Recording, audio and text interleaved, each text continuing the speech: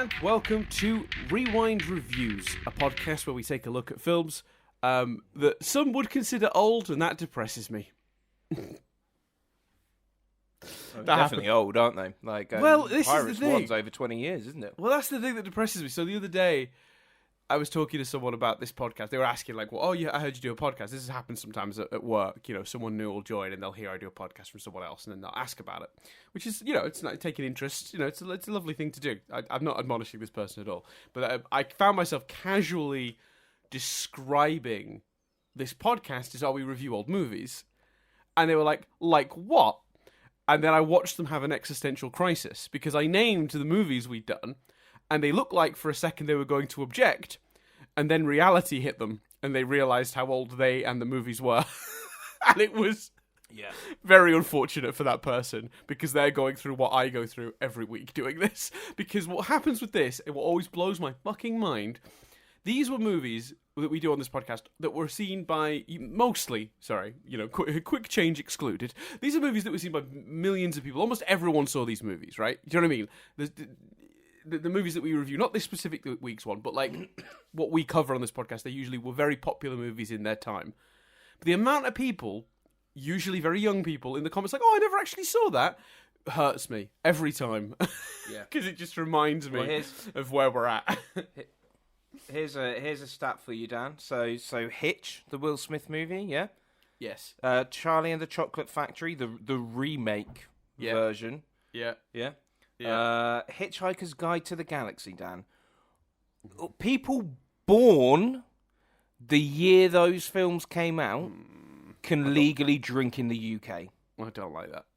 No, I don't like that. Because my threshold in my 20s for when someone was too young to be was if they'd been born before or after Jurassic Park came out. In 93 in the States, 94 in the UK. If you'd been born pre-94, phew. After 94, I was like, ick. But now I'm working with people who were born, post-2000, and that upsets me. Yeah, I get Friends is mine. Like, when I meet someone that was born after Friends ended, I'm like, oh, for fuck's sake. Yeah, that's upsetting. Because Jurassic Park was my first, I think, cinema experience. Which, by the way, big up Auntie Audrey. Took me to the cinema. Because I don't think I'd ever gone. And my mum didn't want me to see Jurassic Park because she thought it'd be too scary. But my Auntie Audrey was like, on a random day, was just like, oh, I'll look after him. And then took me. Because she's awesome. Big up Auntie Audrey. Was that the same aunt that had a video store? Or was that your nan? I can never really remember.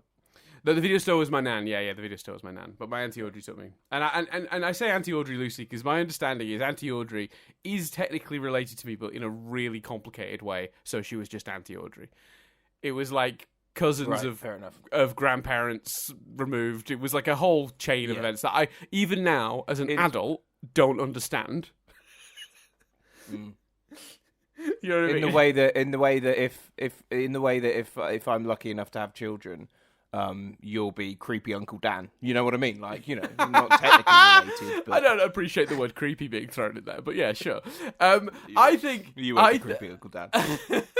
I think the problem with Auntie Audrey in terms of plotting the family is that I think, if memory serves, I think she's the cousin of one of my grandparents, but because there's a massive age gap between my grandparent and her, she was closer in age to my aunties than my grandparents.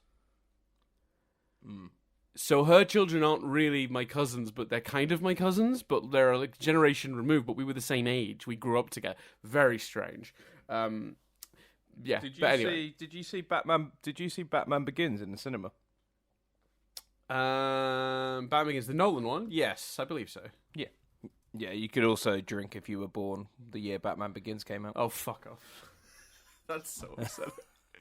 That is so upsetting. I'm like, when I meet these people, they're like 18, 19, whatever, and like, they're usually through work, and I'm just like, you were basically a fetus last week. Like, this isn't acceptable. You shouldn't be allowed to. Oh, I also you shouldn't be a person that has feelings and thoughts and can walk and talk, considering the year you were born. I also have another question actually, which could lead to quite a long discussion. The song Cannonball. Do you prefer the Damien Rice version or the Little Mix version? Damien Rice, I would say. Okay, cool. I just figure, fuck it. If the movie can divert for about half an hour with cannibals, so can we. Very good. Very good. Thought that joke, I thought that joke while I was peeing this morning. Excellent. No, it was very good. It's very good.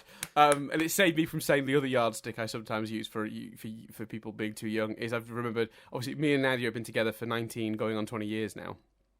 And when I meet someone that's 18, I'm like, my relationship with Nadia is older than you.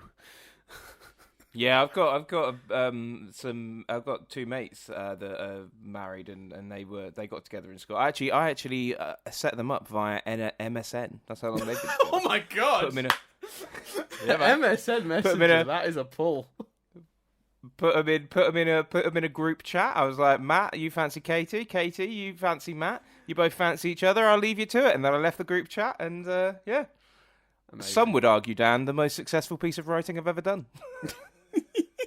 What do you mean argue? What's this argue nonsense? Definitely. two kids. Yeah, you literally. That writing created two humans. I mean, even if you'd written a multi-million-dollar movie, I'd argue that that might be the most successful piece of writing. I'd like to think so. But they, as with you and Nadia, it sort of blows my mind that they have been together longer than they have not been together. Right. Yes. Yep. Which is the same for you and Nadia, isn't it? Mm-hmm. Nadia. Yes. Yep. Yeah. Crazy. Yeah. It's weird. I don't like it. It makes me feel old. Does that make sense? Yeah. I know what you mean. Then again, I mean, Jess and I are on like 8 years or something now, which seems crazy to me. Yeah, that does feel like that's flown by quite quickly. Like 8 whole years. Well, especially when it's only been 11 that we've been doing the podcast. I'm like, really? There were only 3 years that I was doing this that I wasn't with Jess? That seems that's nuts. That does seem nuts. Well, there you go. Well, we've all learned something. There you go. Anyway, and like I say, obviously I appreciate this isn't what people came here for, but you know, it's a pretty meandering film, isn't it? So it's an interesting thought. Well, so let's start with wider views, because we did a sort of our like. Well, do you have a particular history with this specific film? Because actually, no, you do. You said you did. So I need to investigate. Go on. What? So last week you said you had a specific memory connected to this film. It's the third film. Oh, it's the third one. My bad. Yeah, and we might. Do you have any memories of this one? It might even be that we discuss it when we get there because it's connected to like scenes within the film. Yeah. I feel like we're teasing that a lot, and people are going to be like, oh, when they hear it. No, you know what? This is another one where actually I'm pretty sure I saw this in the cinema.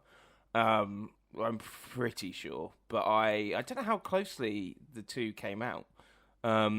It might have even been that you had to. Was it like The Matrix, where you sort of had to watch them in the cinema to make sure you could then watch the other one when it came out? I can't remember, but I definitely 2006, 2007, right? So there was a year between them.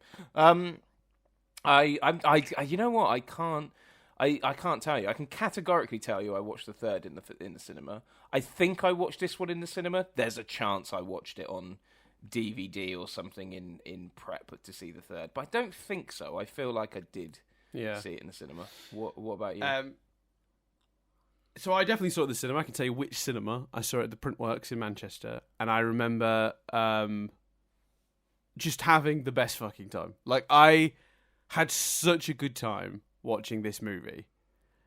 Like, it was just a real like experience. Like, I just found a lot of joy in it, because I had been like medium to like thumbs up for the first one. Like, I thought the first one was good. I didn't think it was like amazing. I liked the first film. I was, I would have considered myself leaning towards being a fan, but not like, being fanatical about the film. Like, I wasn't like, I enjoyed it. That was it. It was very, very much like, it was very disposable to me, the first one.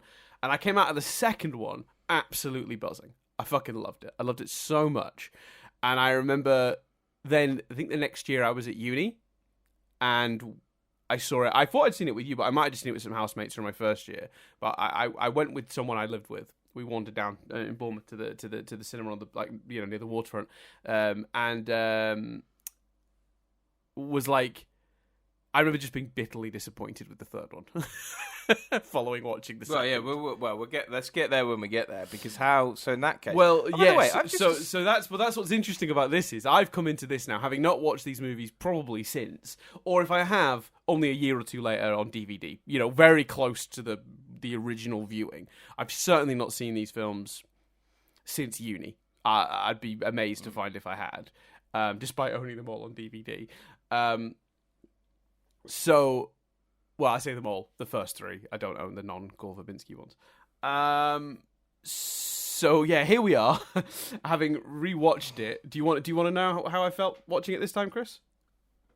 Yes. Yeah. That's Would you recommend it? How did you feel watching it this time? Fucking loved it. I loved it. I had so much fun. I still enjoy this movie an awful lot. Like, I really do. It's goofy as shit. It suffers from the same problem as the first one, in that you've got your big action-y opening that's really fun, brings all the characters together, sets off our plot. And you got a lot of middle stuff that's like a little bit of meandery sort of nonsense that's setting up the lore and what the stakes are. And then a fucking incredible third act as a result of what you've set up, even if the way you set that stuff up wasn't particularly engaging. It's the exact same fucking problem as the first movie, but I enjoy the set pieces either end even more. Which is saying something, because we enjoyed the set pieces of the first movie. The fight on the wheel at the end of this movie made me so happy. I loved it. Okay. It's so goofy. But the movie is absolutely aware of that fact and uses it to actually make jokes and do comedy. Like the moment Keira Knightley's Elizabeth is being confronted by those two other pirates and the wheel just passes in the background. And they all look around and see it, and then all look back at each other.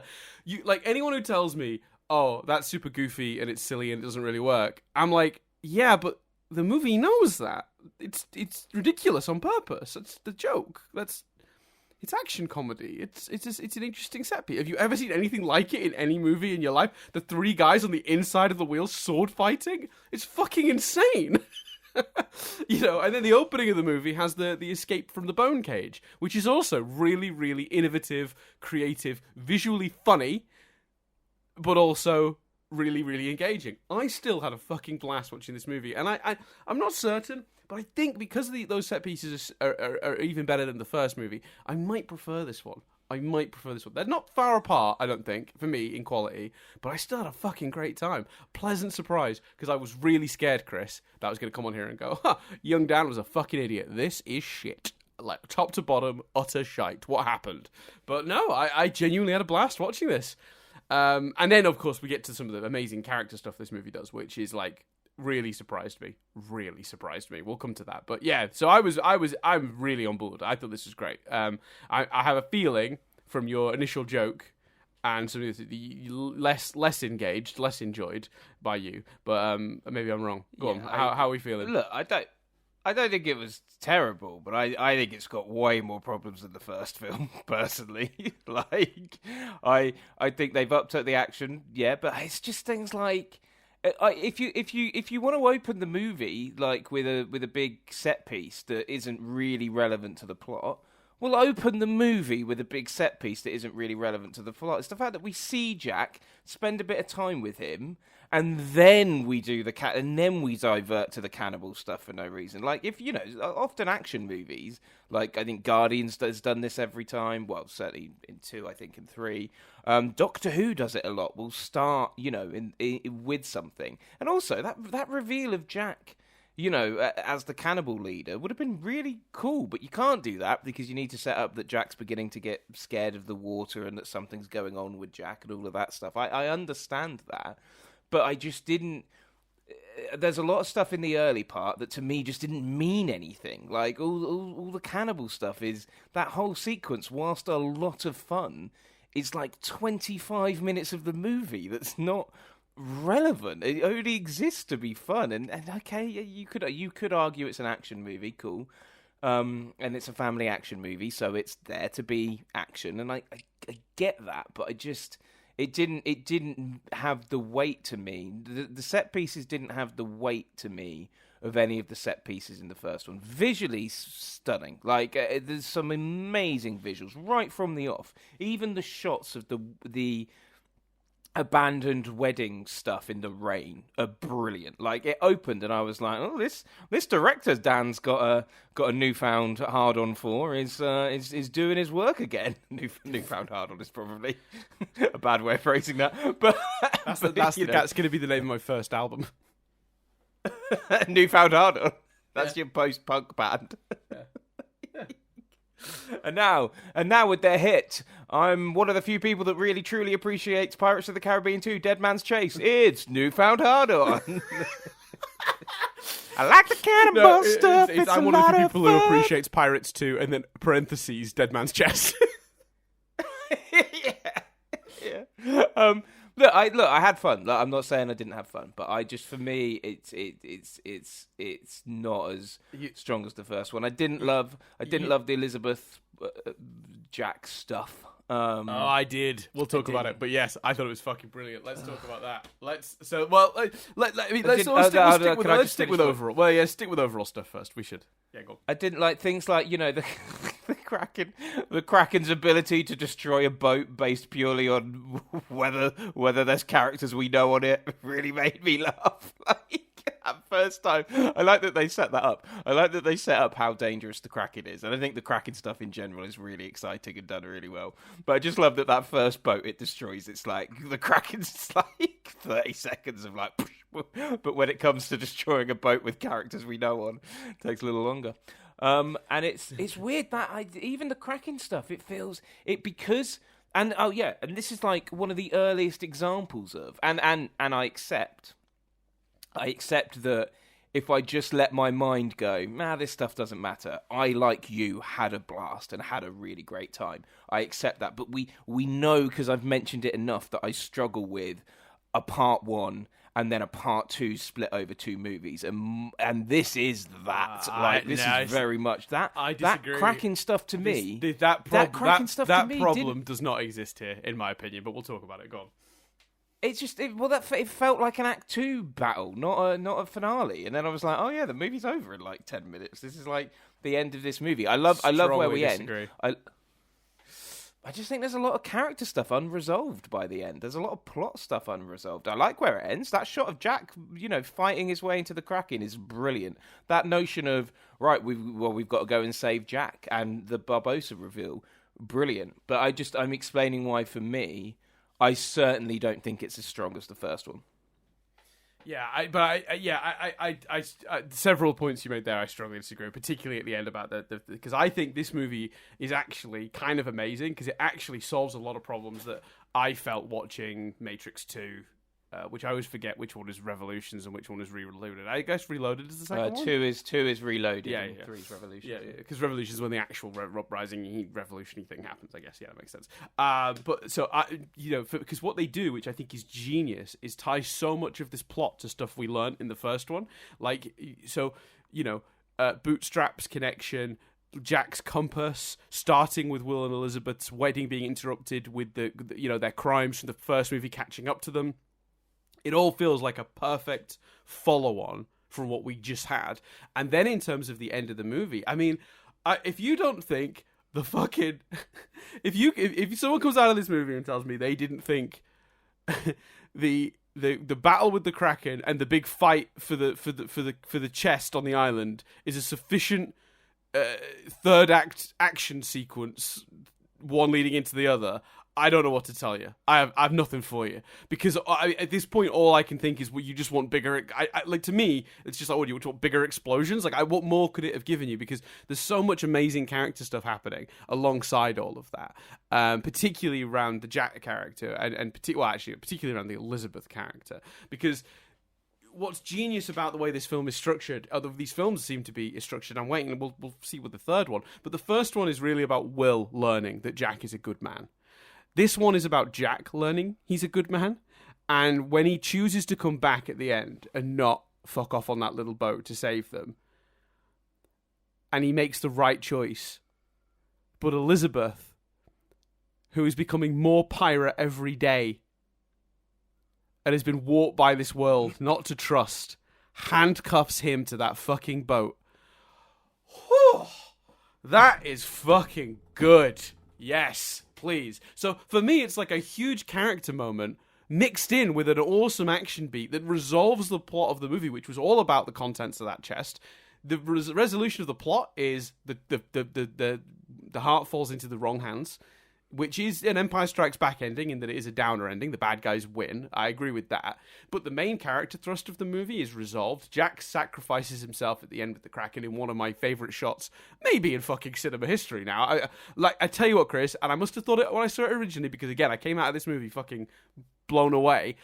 Jack drawing his sword and heading towards the Kraken as it surrounds him is one of my favourite shots from fucking anything. It's so fucking for me, good. For me, it's the reveal of the Kraken's teeth, like the way sort of this sort of crossed over, like almost like hatch stick. Is that the name of the pattern? Like, do you know what I mean? Like all crossed over each other, and then the reveal of like hundreds of teeth. But like it's brilliant. Yeah. Fucking upsetting, and it's gross, and it's still being funny because it covers him in goop, and he, like, before he has his big hero moment, he's humiliated, which is just so this movie, because this movie understands that action and comedy don't have to be separate, because it doesn't have to be, oh, here's a quip, now here's some serious action, here's a quip, here's some serious action. The comedy and the action are intertwined. They're one in the same. You know, Jack in the grave getting caught with the wheel is fucking perfect mixture of comedy and action happening at the same time. And I actually think now, looking back at, like, some of the recent Marvel movies, actually, maybe this is something that they had that they've missed, and maybe it's one of the things that's stopping them from connecting now, is it now, these days, because the action scenes are directed by people outside of, with the exception of, like something like Guardians, which obviously is very wholesale directed by a James Gunn. You know, James Gunn is the voice throughout that entire movie. But a lot of these other Marvel movies, they farm out the action to second unit directors now. And I think that's a fucking massive problem, because I think that's why it feels so segmented, and why this feels like when you watch this, it's like, oh god, yeah, this is how it can be. You can merge the two. It can feel like a cohesive movie, and it's brilliantly shot and framed, and every single shot is perfectly chosen. And again, from a script perspective, while I 100% agree there is way too much meandering at the middle, and I do think we could cut in, I don't think there's any reason not to cut in straight to the wedding, Will going off to find Jack, and the reveal of Jack being the reveal of Jack midway through. And it might have even that was the original case, and maybe they did test screenings and audiences I don't understand, and they added more shit. Maybe that's what happened, I don't know. But I agree with you, 100%. Yeah, because I think all you need is his second mate, whose name I always forget. Yeah, you know, when they're hanging in the bag of bones, you have him say, for some reason, Jack wanted to avoid the sea. Jack's scared of something, and we don't know what, and he's hiding here, you know? 100%. I think the character's called Gibbs. When he's sent by Tom Hollander, because I just could only see him as Tom Hollander.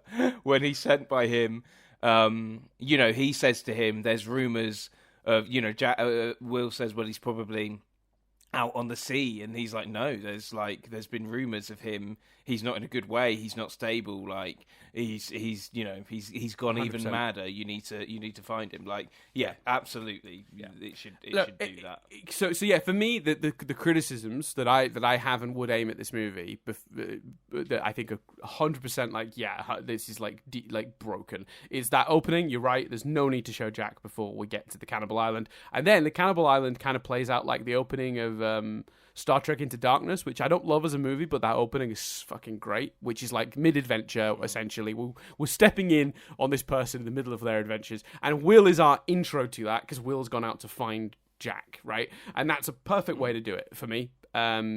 Just do that. You're into the movie quicker, it all gets moving a bit quicker, and then I think you feel a little bit less the itch to get the main plot going, and you're more willing to accept a fun little jaunt on Cannibal Island, right? I think that's the way I see it. Oh, for sure. It's... And then the middle of the movie has the same problem that the first movie did, which is there's a lot of stuff to sort of explain, and there's a lot of character goes here, character goes there, exposition, back and forth, and not enough sort of comedy and action to sort of punch that up. So it ends up feeling a bit of a drag in the middle. But honestly, from the opening action sequences to that final one, I was like, I was really impressed, and I definitely don't agree with the notion that this has that problem that you sometimes get when you do a second and third together. I really think it was impressive how they tied it to the first one and set up a second one without it feeling like I've only had half a movie. I genuinely felt like this is a full movie. It really does have a complete arc. Like, Jack learning that he might be a good person is such a compelling arc for him. And watching Elizabeth slide into piracy and therefore slide into mistrust as she is constantly lied to and tricked by others, watching her mistrust lead her to chaining Jack to that thing and tricking Jack in that way to save herself. She's becoming more Jack than she realizes, and that's so compelling to watch, and good-hearted Will can only watch on. I mean, God, that's good drama. Like, and then obviously, you do end with a setup for the next one, but the setup for the next one is really simple. It's one scene. It's them all in the lady's sort of shack in the bayou. Like, she sort of reveals Barbossa. To sort of set up what our third movie will be, but it's such a small amount of the film. It doesn't even feel like this is. I didn't come out of this feeling like, oh, this was mostly just set up for what's coming next. No, I don't feel it was set up more as, for me, it was more the sort of, I guess the amount of threads left hanging in terms of, what then happens next with the heart, what happens with Will and Elizabeth, except what happens to Jack, etc. But would you not say though that, like, in any movie like this, if you're doing a third one, there's always going to be, well, what happens next to these characters? And then in terms of the heart, the heart ended up in the hands of the bad guys. The bad guys won. It's very Empire Strikes Back, and it's not a criticism I think you'd aim at Empire Strikes Back. No, I think we discussed that around sort of the cliffhanger. But if you think of something like Back to the Future 2, it perfectly sets up the third movie. But the stories, the plot points of Back to the Future 2 itself, so, the alternative future, etc., are resolved within that movie. And then at the end, and this is what the third movie is. But I mean, what plots do you think aren't resolved in this? Other than the heart, which is obviously a MacGuffin, that's going to continue to this movie. Other than the heart, what is not resolved from this movie? Will seeing Elizabeth kiss Jack, and them having sort of that discussion or dealing with that. What's happened to Jack? Well, he's dead. Like that. Well, he's not though, is he? But yeah. No, I mean, he's dead. No, because the spooky lady's gonna do magic shit. I'll be honest with you, I don't remember World's End very well because I really don't remember enjoying it, and I think I blocked a lot of it out of my memory. So I'm not talking from memory here. But my assumption, at least on this viewing, is that he has died. She's just gonna do magic. She's spooky magic. Spooky lady shit. Yeah, she did some spooky magic to bring back Barbossa. He was definitely dead. Yeah.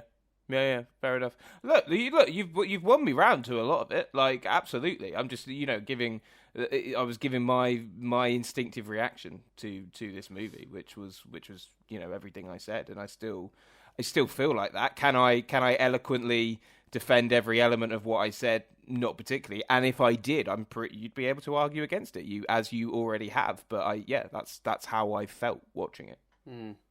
It's just interesting because I was so what it is. It's one of those things where, like, I watched the movie and the thing I was scared it might be, like, it wasn't, and it was so not. In fact, to be honest, it was like I was really impressed with that element of it and how they handled it and how it felt like a complete movie with its own story and acts that set up the next one.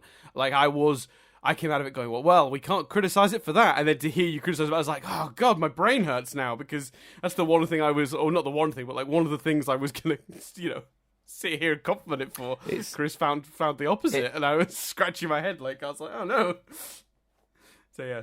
It's crazy how good I will say though that, and again, it's sometimes some of this stuff isn't even necessarily a huge problem because it is a middle part of a trilogy, and the setup for the next part is brilliant. Like, it's so exciting. Like,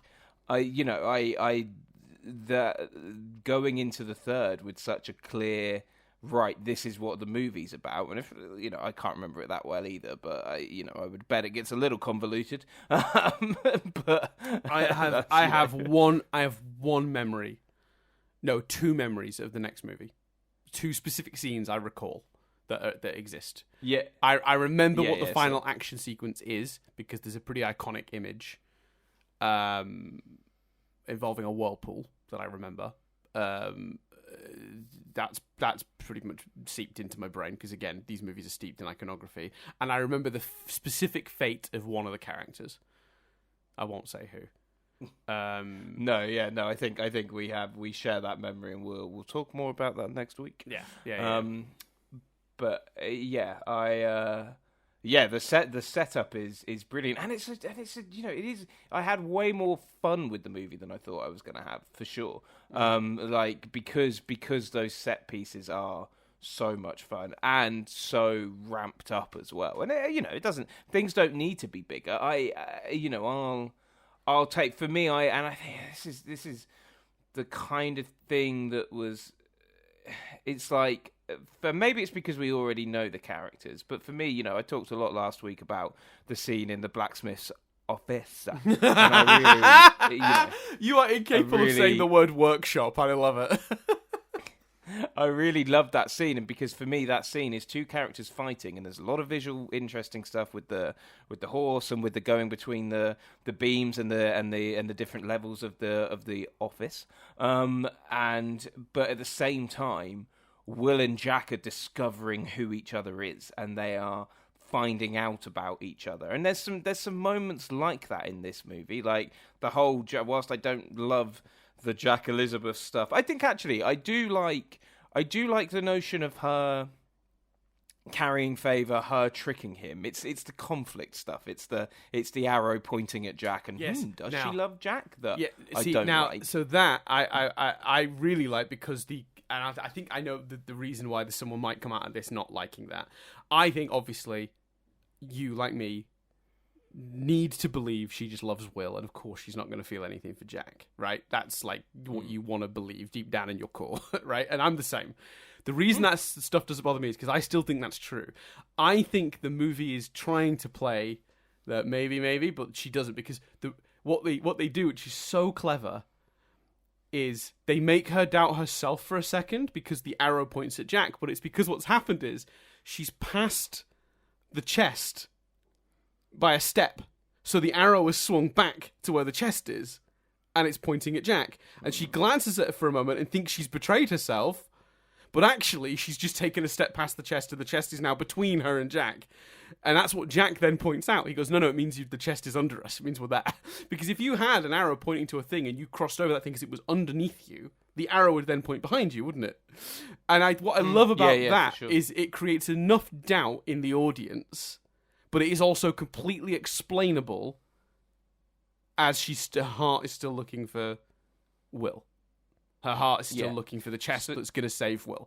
And that is why I really enjoy the her and Jack stuff, because the three moments in which it rears its head, the final one is obviously where she then, it's a trick because she's going to handcuff him. Will doesn't see that last part, but that's what that is. The second, I get the feeling Will knows she's lying about something, though. Yeah, for sure. He's figured something out for sure. You can tell in that last scene.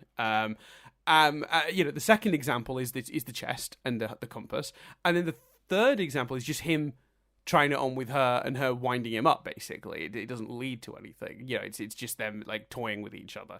Mentally. Well, there's also the scene where her and Norrington talk, and then after her and Norrington talk, she looks at the compass, which points at Jack. So I think that's quite, you know what I mean. That's also suggestive of maybe there's feelings. I mean, maybe that's the way the chest is. That's the argument against that, I assume. Yeah, that's kind of what I was thinking. I like the idea that the movie is like playing with the audience a bit and letting them think there's a possibility that's the case. But look, this is absolutely like fansplaining, or me putting in my own interpretation of it, but I do think that is what's happening. I do think that is the direction, because I mean, is the compass pointing one way and then swings to Jack, or is it just going loosely around and then it swings to Jack? Does that make sense? Even the notion to some degree of the compass being used to find the chest is like, because do you know what I mean? Like, what Elizabeth actually wants is to find Will. So I think there's slight uncertain MacGuffin for me with the compass in general. Yeah, I feel that. I think the movie's explanation for that is that Jack has like a little bit manipulated her, because he's tied his goal with her goal. If you want to get Will back, we need the chest. Will is under the, you know, because as far as they're aware, he's captured by Davy Jones. So what Jack is saying is, if you want to save Will, we need to be able to get Davy Jones. The only way to get him under thumb is the chest. Do you know where the chest is? You know, you can help me find the chest. And obviously, Jack's uncertainty of his own morality is what's caused him to not really be able to use the compass, because even he's not sure of his reasons for doing what he's doing, in terms of like whether he's a good or bad person, essentially. You know. Do you think the movie gives us that explanation, or is that like an interpretation you've added? Well, I can't think of why else do you think that. Well, okay. Does anyone say that out loud? No. But based on his character arc in the movie and the behavior of the thing, are there any other explanations for why the compass doesn't work for him? Because it goes to what your heart is. Only an uncertain person would have a compass that doesn't actually end up pointing anywhere, right? Someone unsure of what they were doing. I think Elizabeth does question it at some point. I think she says something like, "Why doesn't the compass work for you?" or something. Does he dismiss that out of hand, or I can't remember. I can't remember that well. How does your compass work? My compass. Oh, why doesn't your compass work? My compass works fine. That's how he passes it off. So I mean, but I put it to you this way then. I agree with you that to a degree I'm fansplaining a little bit, but if you look at the behavior of the compass, if you could come up with any other explanation for why it's doing my own I do for a device that we know listens to what the person wants, giving it to someone and having it just spin, you know, aimlessly, would tell me that person didn't know what they wanted. Yeah, but what I also like is your interpretation of Elizabeth and Jack, and the fact that using the compass, you can write you can it is all explainable in a scenario where she's actually in love with Will. Mm-hmm. Yeah, I think so. And I mean, I think evidenced by her choice at the end as well. I think it's always important to keep in mind the big character choice as well. Of like, if she truly had feelings for Jack, or even if she doubted her feelings for Will and wondered about feelings for Jack throughout the movie, I think she puts a big stamp on that not being the case when she handcuffs him to a ship that's sinking to save her and Will's life. I don't recall ever doing that with a childhood sweetheart. Well, as we've established, you've been with Nadia too long. She's definitely not been eaten by a kraken because I handcuffed her to a ship. You didn't have many opportunities to handcuff someone else to a ship. Look, Chris. I know the movie didn't explain it explicitly, but Nadia's disappearance is like, you know, it can be explained. It's all love, really. I look forward to this being played in court. It was him, Your Honor. Let's go back to the visuals, because, like, yes, the Davy Jones and his crew. Mm-hmm. I mean, fucking stunning, right? Davy Jones is one of the most impressive visual effects maybe ever committed to film. Like, even today, he looks ridiculously good. Yeah, when you think about the bigger budget movies, the movies that have come out after this that we've reviewed on here, reviewed on MBS, where the CGI has been like a bit shit, Davy Jones looks fucking fantastic. I mean, and that's not a reflection of like, the artists that do this work getting worse or the technology getting worse or anything. It is 100%, and I mean 100% related to crunch budget, shifting visual sort of requirements. So, the director wants this scene and he wants it to look like this. Okay, yeah, the studio have now decided that the scene is kind of changed and it's going to be a completely different character stood there because we've decided we're going to do a different reveal. It's no longer Supergirl. It's Martian Manhunter. Change it quick. Okay, the movie that came out this week, a couple weeks ago from where we're recording this, actually, the creator, Gareth Edwards, insisted that they didn't spend a penny on CGI until he'd locked the film. So no prevising, no getting shots ready, because if anything changes, it's going to be wasted money. And I'd rather the money and time was spent getting the special effects just right. And that movie looks fucking incredible. And he locked the entire picture and said, now you can add your CGI to the 2 hours I'm submitting, or whatever the length that film is. And we don't have to be going back and forth because you've done CGI for a scene I've chosen to cut, or any of that nonsense. Or I've now changed the sequence of scenes so one of the characters needs to be digitally CGI'd out. Less changing shit on the fly. And I think that's what's led to the modern blockbusters having these these quite questionable special effects, and to think of essentially a somewhat visionary director, someone like Gore Verbinski, who has a real vision in mind, right? He is committed to that vision and executed that vision perfectly, and it really makes me think what could be achieved with modern filmmaking if we were taking that kind of care and time and not shitting out 3 movies a year. Yeah, and crunching all these different VFX companies and going, yeah, you've got 10 minutes to change this character from Martian Manhunter to Supergirl or whatever, or we need cameos in the Flash. CGI me those quick, please. You know what I mean? It's you've got 10 minutes. So yeah, I don't know. It's really fascinating to see, and I think it's a real indictment of the industry that this looks so good. Because this is 2006, and it looks as good, if not better, than half the shit we're getting at the moment. Yeah, and I don't know what it's just so much more logical to take that approach, isn't it? To lock the picture first and then add the CGI. Yeah, finish the movie and then add the CGI. But the problem is, for like a Marvel, when you are putting out 3 movies a year, well, you just got to keep fucking moving, man. You got a goalpost to chase. Do you know what I mean? Like, that's how this happens, I think. And it is a shame. It is a real shame, because I think there are better ways, and I think the creator proves that. Because no matter what you think of the creator's plot and pacing, which has been the bigger criticism of that movie, and the actual like what that film is, the visual effects in that film are fucking incredible. And and then you look at a movie like District 9, which also had great visual effects.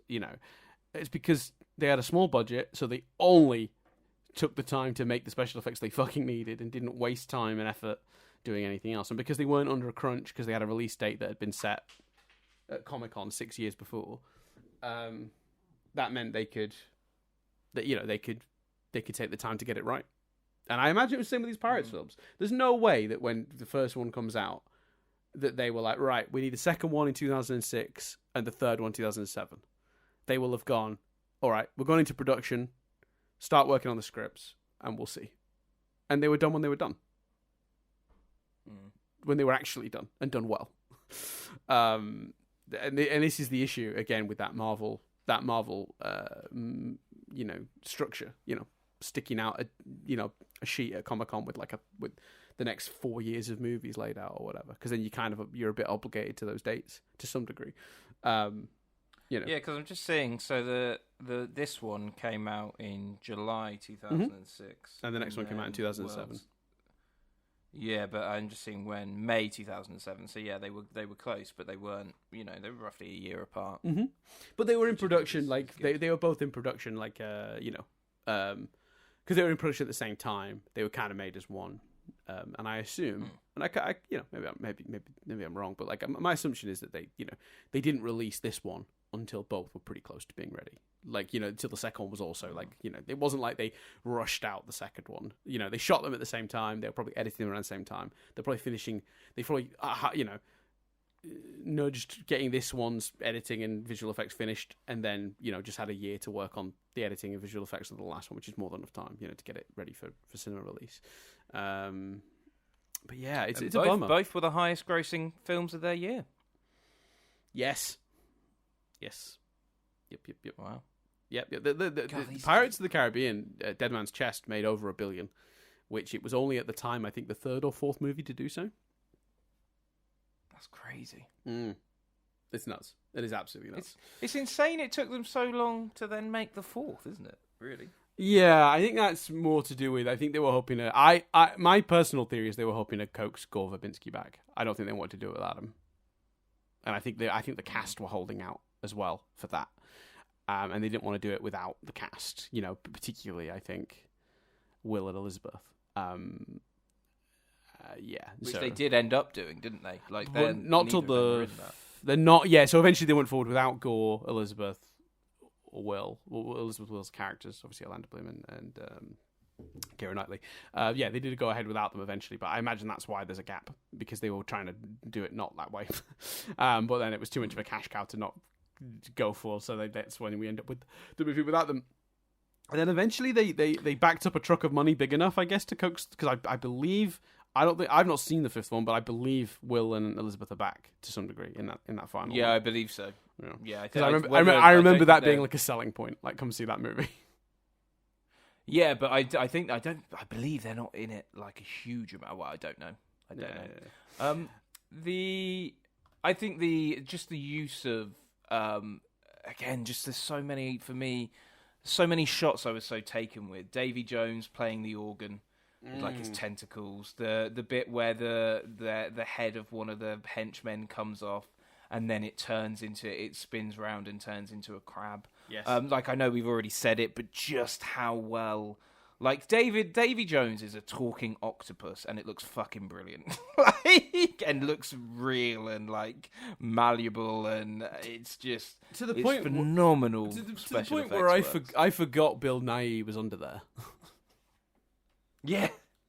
It was only towards the end of the movie I was like, oh shit, yeah, that's Bill Nighy. Like, it's really impressive.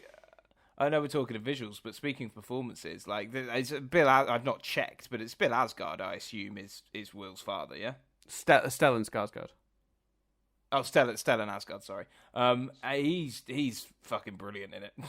Yeah, I like Stellan Skarsgård a lot. He was obviously, for those who aren't familiar, he's from in the Marvel universe. He's Natalie Portman's Jane's like science buddy, surrogate father. I don't think he's her actual dad.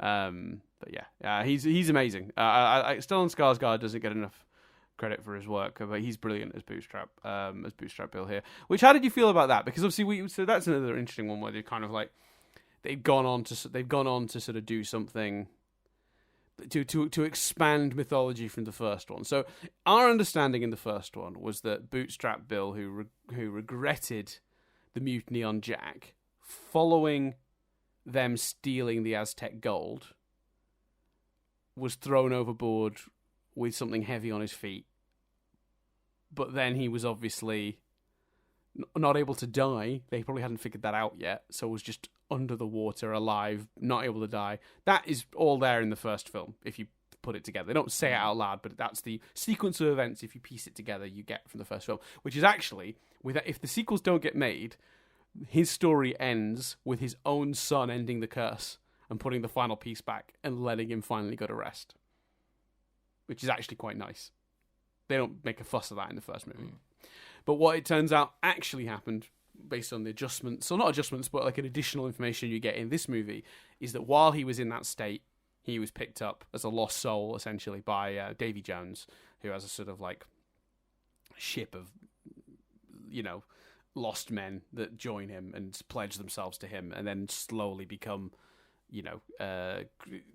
sort of sea creatures the more time they spend on his ship, it seems, because he's like, his top generals are basically like big shark men now, but the people swabbing the deck, as so to speak, are like half men with like barnacles on them, and Bootstrap Bill gets worse as the movie goes on. Like, he has more growths as he becomes more committed to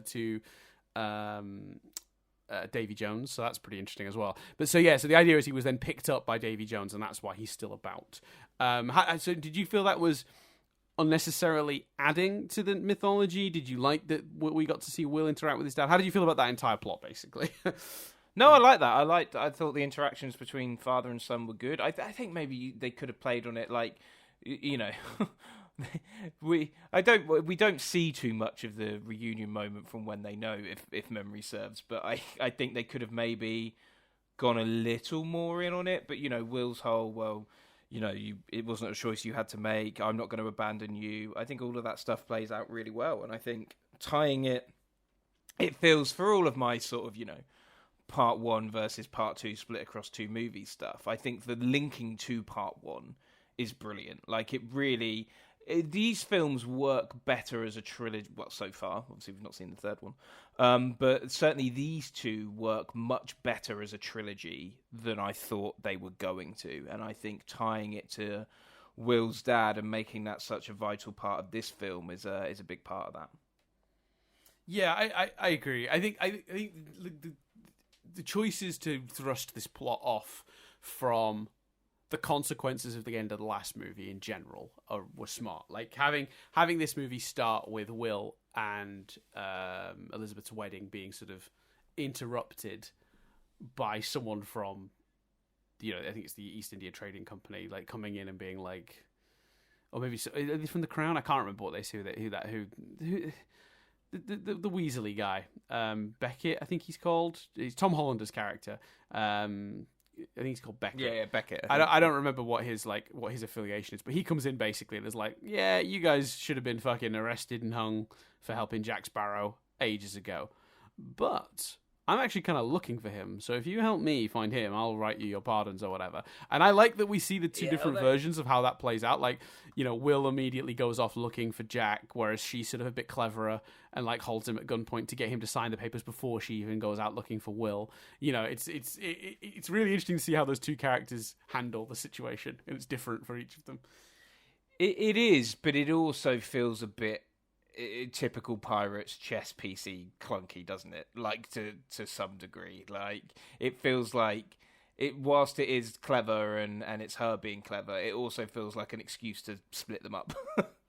Yeah, why is this franchise so determined to split them up? Why couldn't they have been together? What do we gain from her adventures in the middle of the movie with the dress and tricking them into thinking they're haunted? Yeah, exactly, Dan. Take it a Tortuga. We gain the knowledge that Elizabeth is really good at puppetry. Oh, she is good at puppetry. She's very, very good at puppetry, in fact.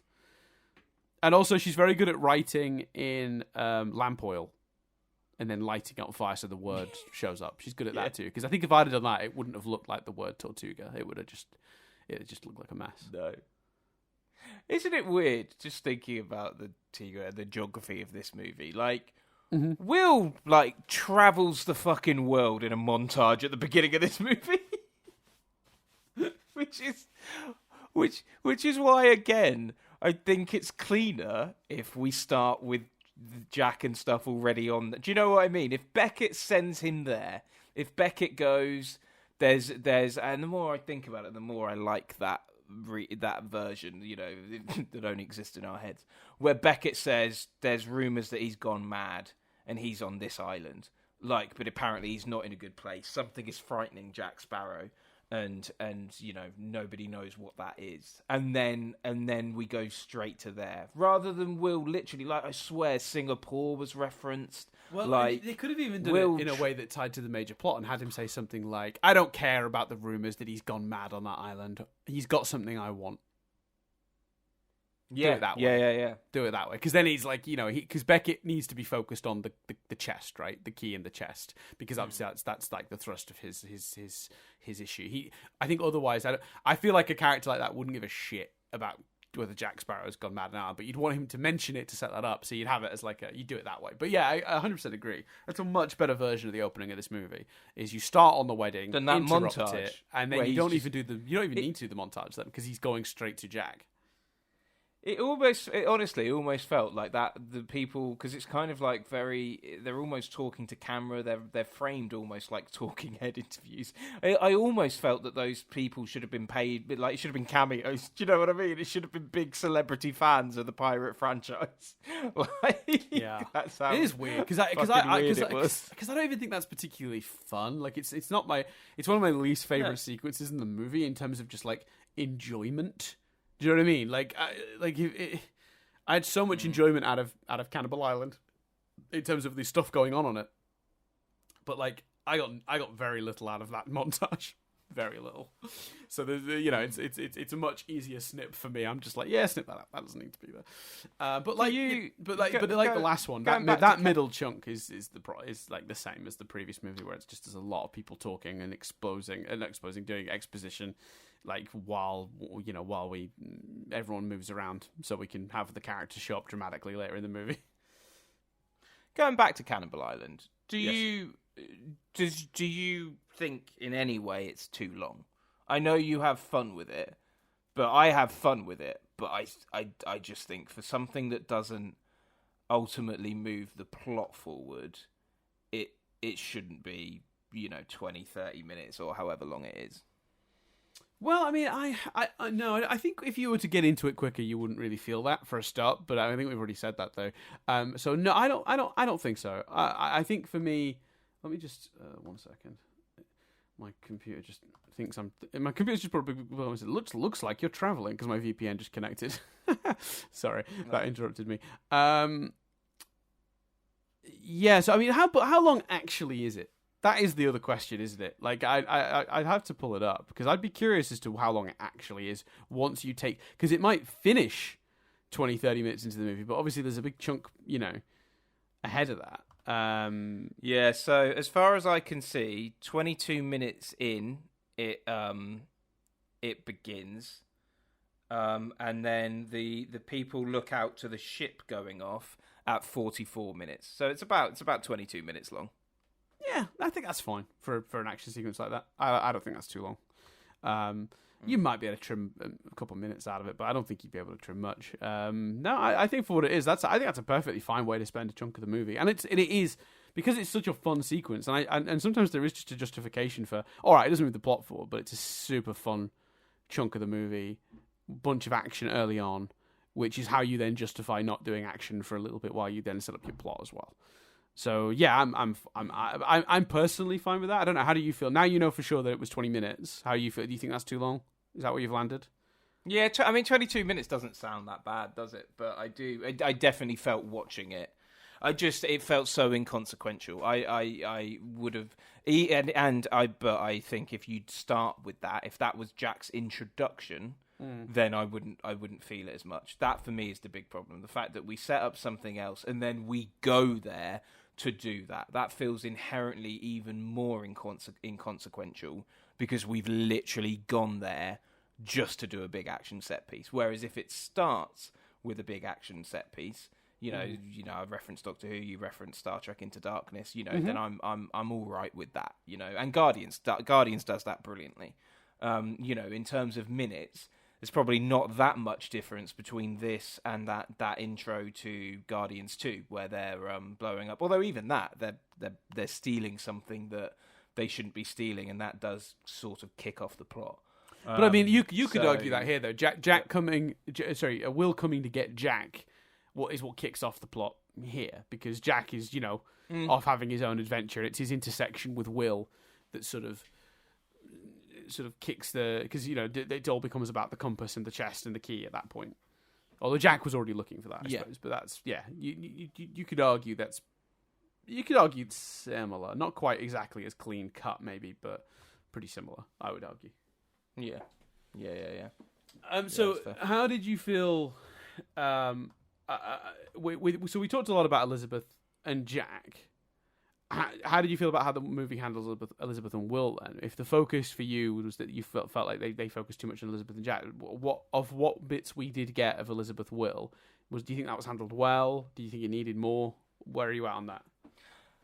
Definitely would have needed more, I think. It feels like we've not had their complete story, like I said earlier, because we need him sort of saying to her, what was the kiss with Jack about?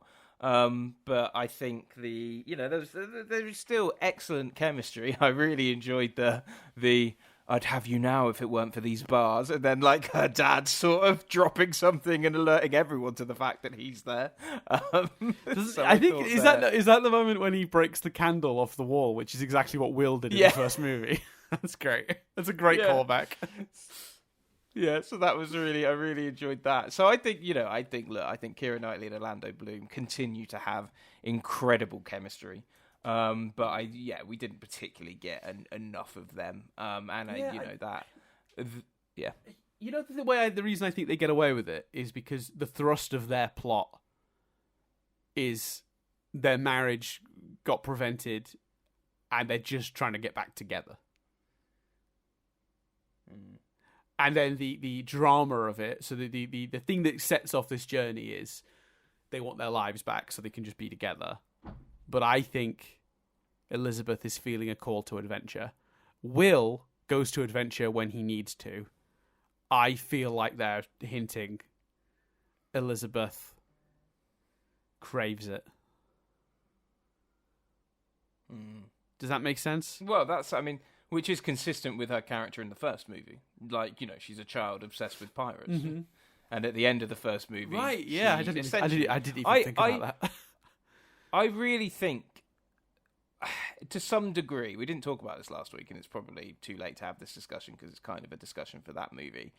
But there's surely a world where you could get away with Will and Elizabeth going off with Jack on the ship at the end of the first movie. Yeah, I think so. Yeah, I'd agree. I would absolutely agree. And whether that then makes this cleaner, I don't know.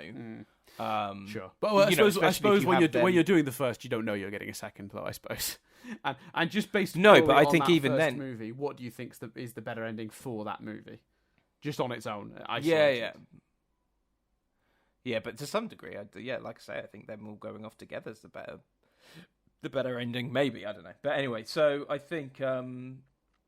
They just want it back together, and then when they are back together, they're then distracted by other goals. Speaking of which, right, Norrington, fine. I mean, there's categorically a world where both Jack and Will can get what they want out of the harp. Do you know what I mean? It's like Jack's goal is to force Davy Jones to lift the curse off him. Will's goal is to force Davy Jones to lift the curse off his dad. I mean... They just both force Davy Jones to lift the curse off everyone. Do you know what I mean? I agree. Well, that's the other question. They don't need to fight. Do you think the Will's dad stuff distracts from his initial thrust? Because originally the reason he goes after Jack is to sort of save his relationship with Elizabeth, save his life from he's going to be hung unless he does this. Basically, that's how he gets his pardon. But then his goal shifts once he's essentially betrayed by Jack, left on that boat. Although I think Jack does that knowing full well that no one who goes on that boat is unsavable. Jack knows that Davy Jones won't kill Will, because that's what I think is really interesting about Jack's morality, is it always stops short of murder. It always just stops. He will happily betray anyone for stuff and an edge until a life is at stake. And I really feel like while Jack does absolutely betray Will midway through this movie and send him to basically be captured by Davy Jones in an effort to get information, or maybe he gets lucky and he doesn't retrieve the key. But from Jack's perspective, he knows full well that what Davy Jones tends to do is just bring people onto his crew, keep them on the boat, let them become part of it.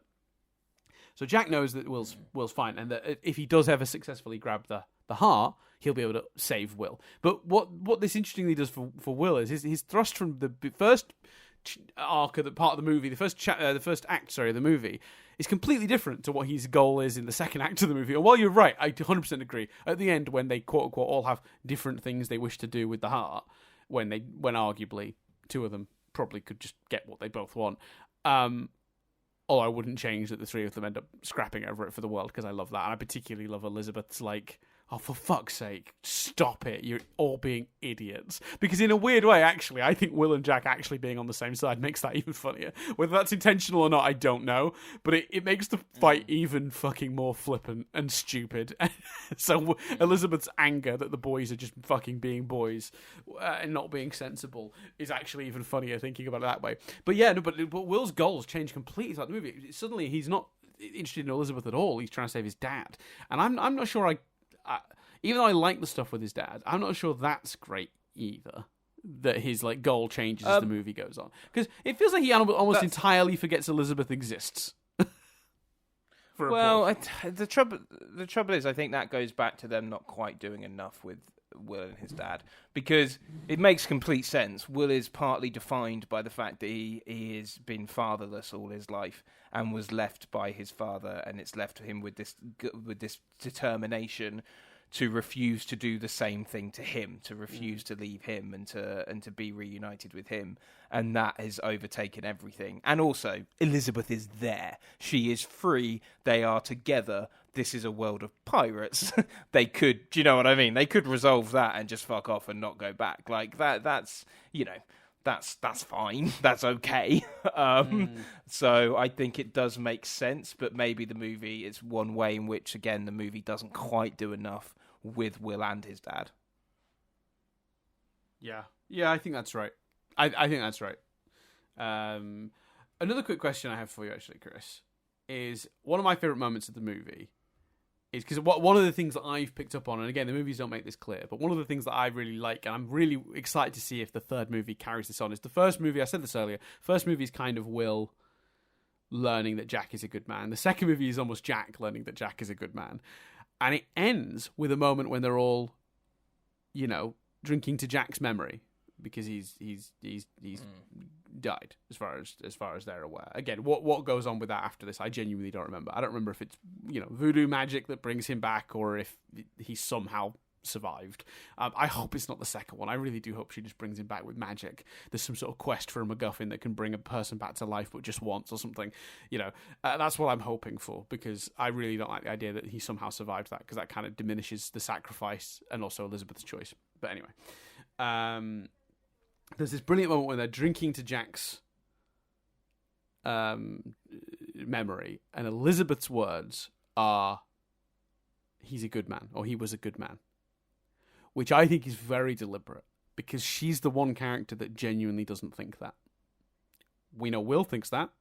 Will was willing to throw his life away for that belief at the end of the previous movie. We know that Jack understands that about himself now. He makes the choice to come back in this movie, regardless of Elizabeth's betrayal of him. He made the choice to come back and save them when he was going off on his little boat. Elizabeth's the last character, so just general thoughts on her choice at the end to have them almost have her lie and say that he was a good man, and the choice of that word feels very deliberate to me. And do you think in the third one the plot's going to essentially be Elizabeth learning that Jack's a good man? Because she's the last character that doesn't believe that. Yeah, I think that would make sense. I don't know how deliberate a lot of those themes are, so whether it happens, I don't know. But yeah, it's interesting, isn't it? Because her specifically saying he's a good man makes me believe it's really deliberate, because that's the moment that Will gives her that funny look, isn't it, where he knows that something's up, if memory serves. Yeah, that's also you could. That's the thing. You could interpret it as that, and I think he does know something's up. But you also could interpret it as, is she grieving someone she is in love with, or has feelings for? Right. Yeah, you're right. It could be read as that, especially with the tears. Like you could really, and this is what I kind of mean about. Some of it is accidental. I agree with your reading, and I think it's very good. If I was betting which the makers were going for, I would bet they were going for, is Will jealous? Does Will think that Elizabeth has feelings for Jack? Would be my, where I'd bet my money. Yeah, I think I'm trusting. I think I'm leaning the other way. I absolutely think it's readable both, 100%, and I wouldn't put it past any writing team to have, not thought it through that deeply, and some idiot like me has come along and overanalyzed it essentially and applied logic to it that's not necessarily their original intent or even present. But I just think there's so many things she could say in that moment. The fact they gave, when everyone else is going, to Jack, he was a wrong 'un or whatever, they're all saying their different thing about Jack because they're raising their glasses. I just find it so specific that the words they gave her was that he was a good man. I'm struggle to read it any other way because of that. But that, you're right, could absolutely be a complete coincidence, because that is also potentially a generic thing you might say about someone.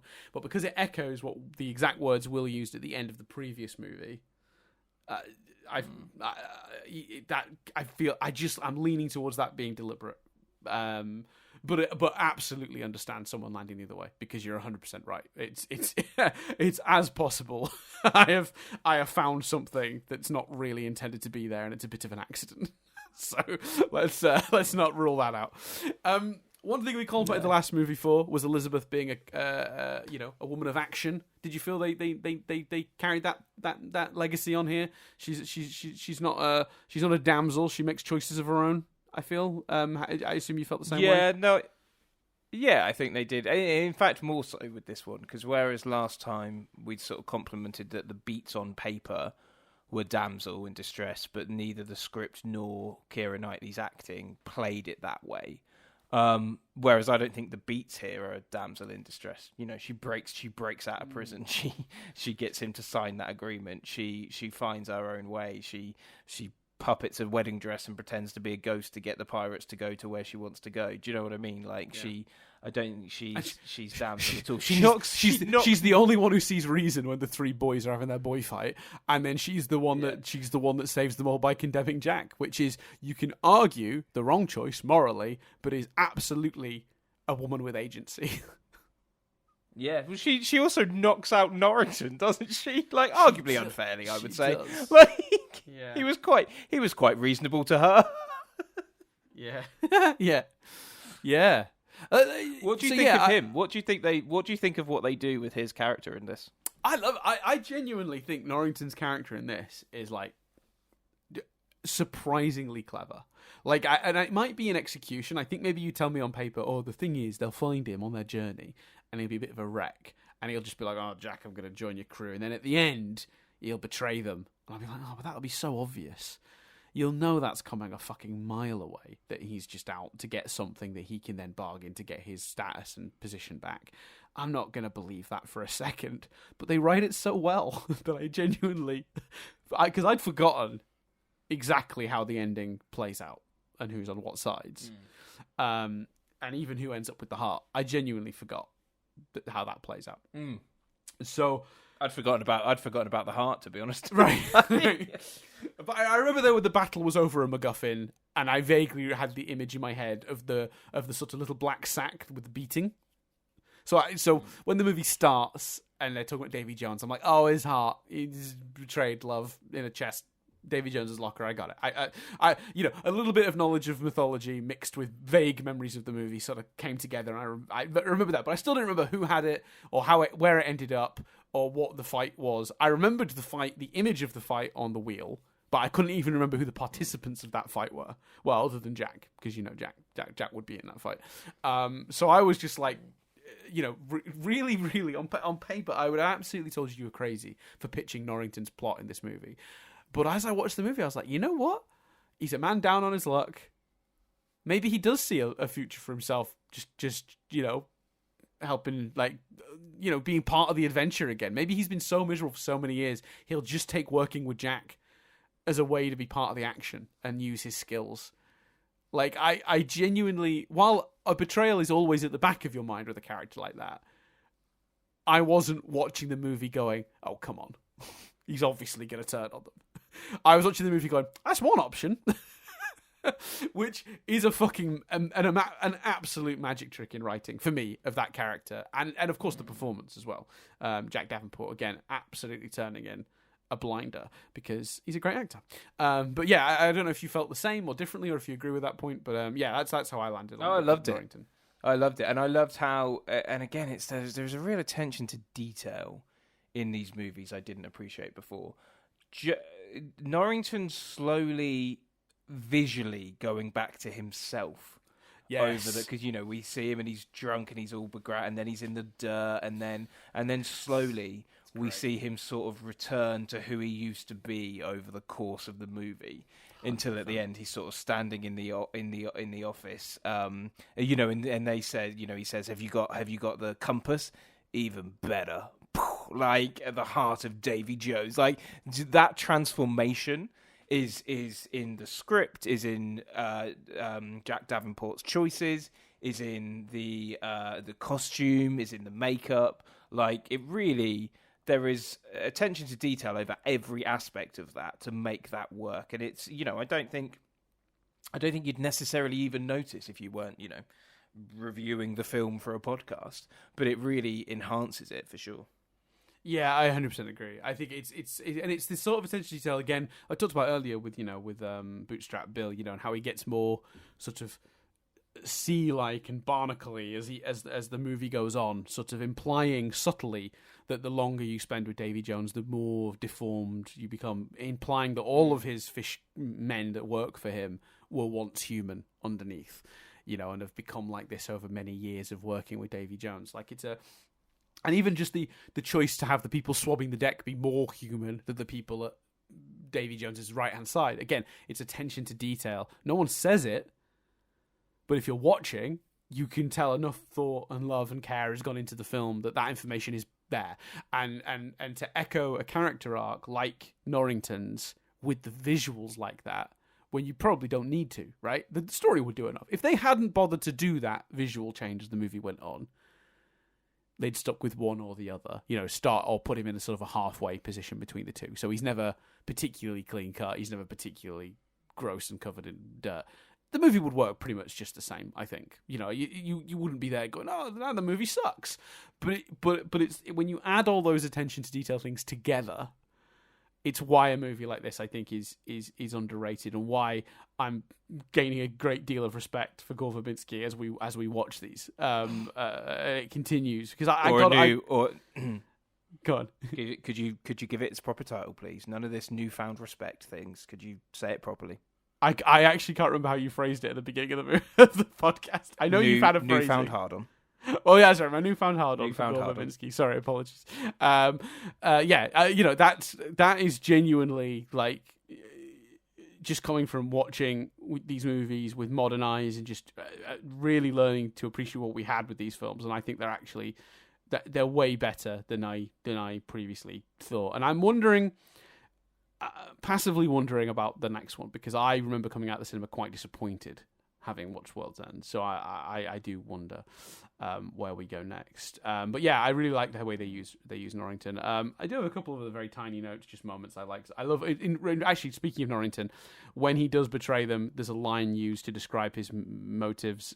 Someone says the dark side of ambition, which is just a fucking brilliant line. I love that.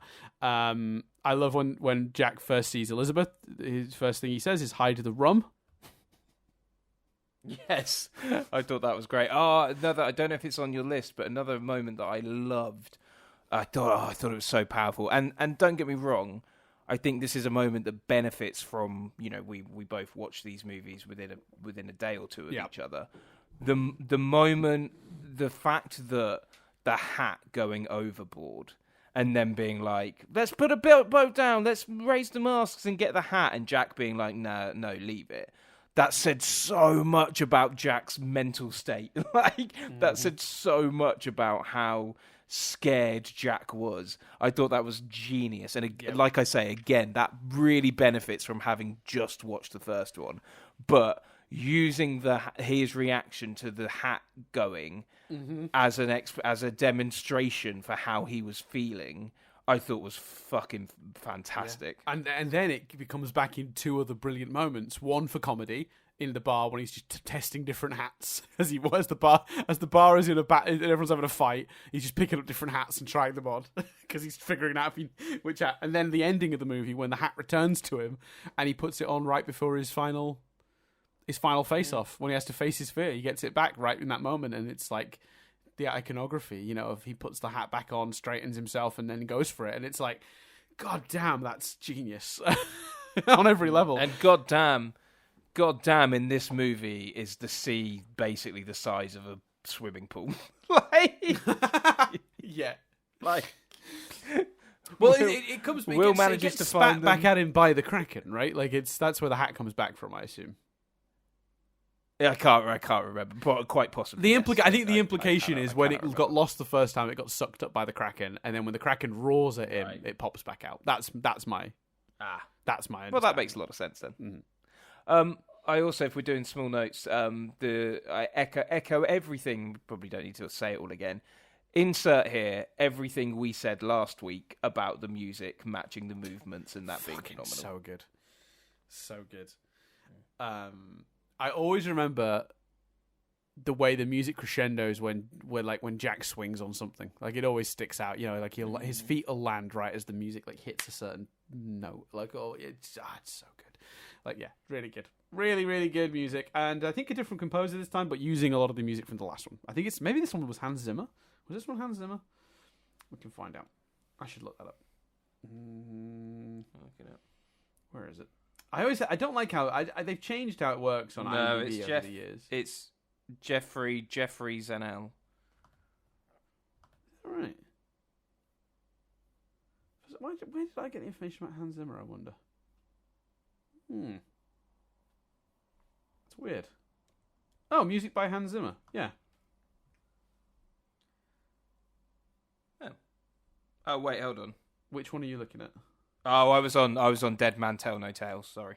Yes, that's the guy we talked about last week. There was So Hans Zimmer did this one, but using the music from that one and rearranging it, and then I assume adding some of his own stuff. But yeah, the music's top notch. Always is with these movies. And again, attention to detail is why that works so goddamn well.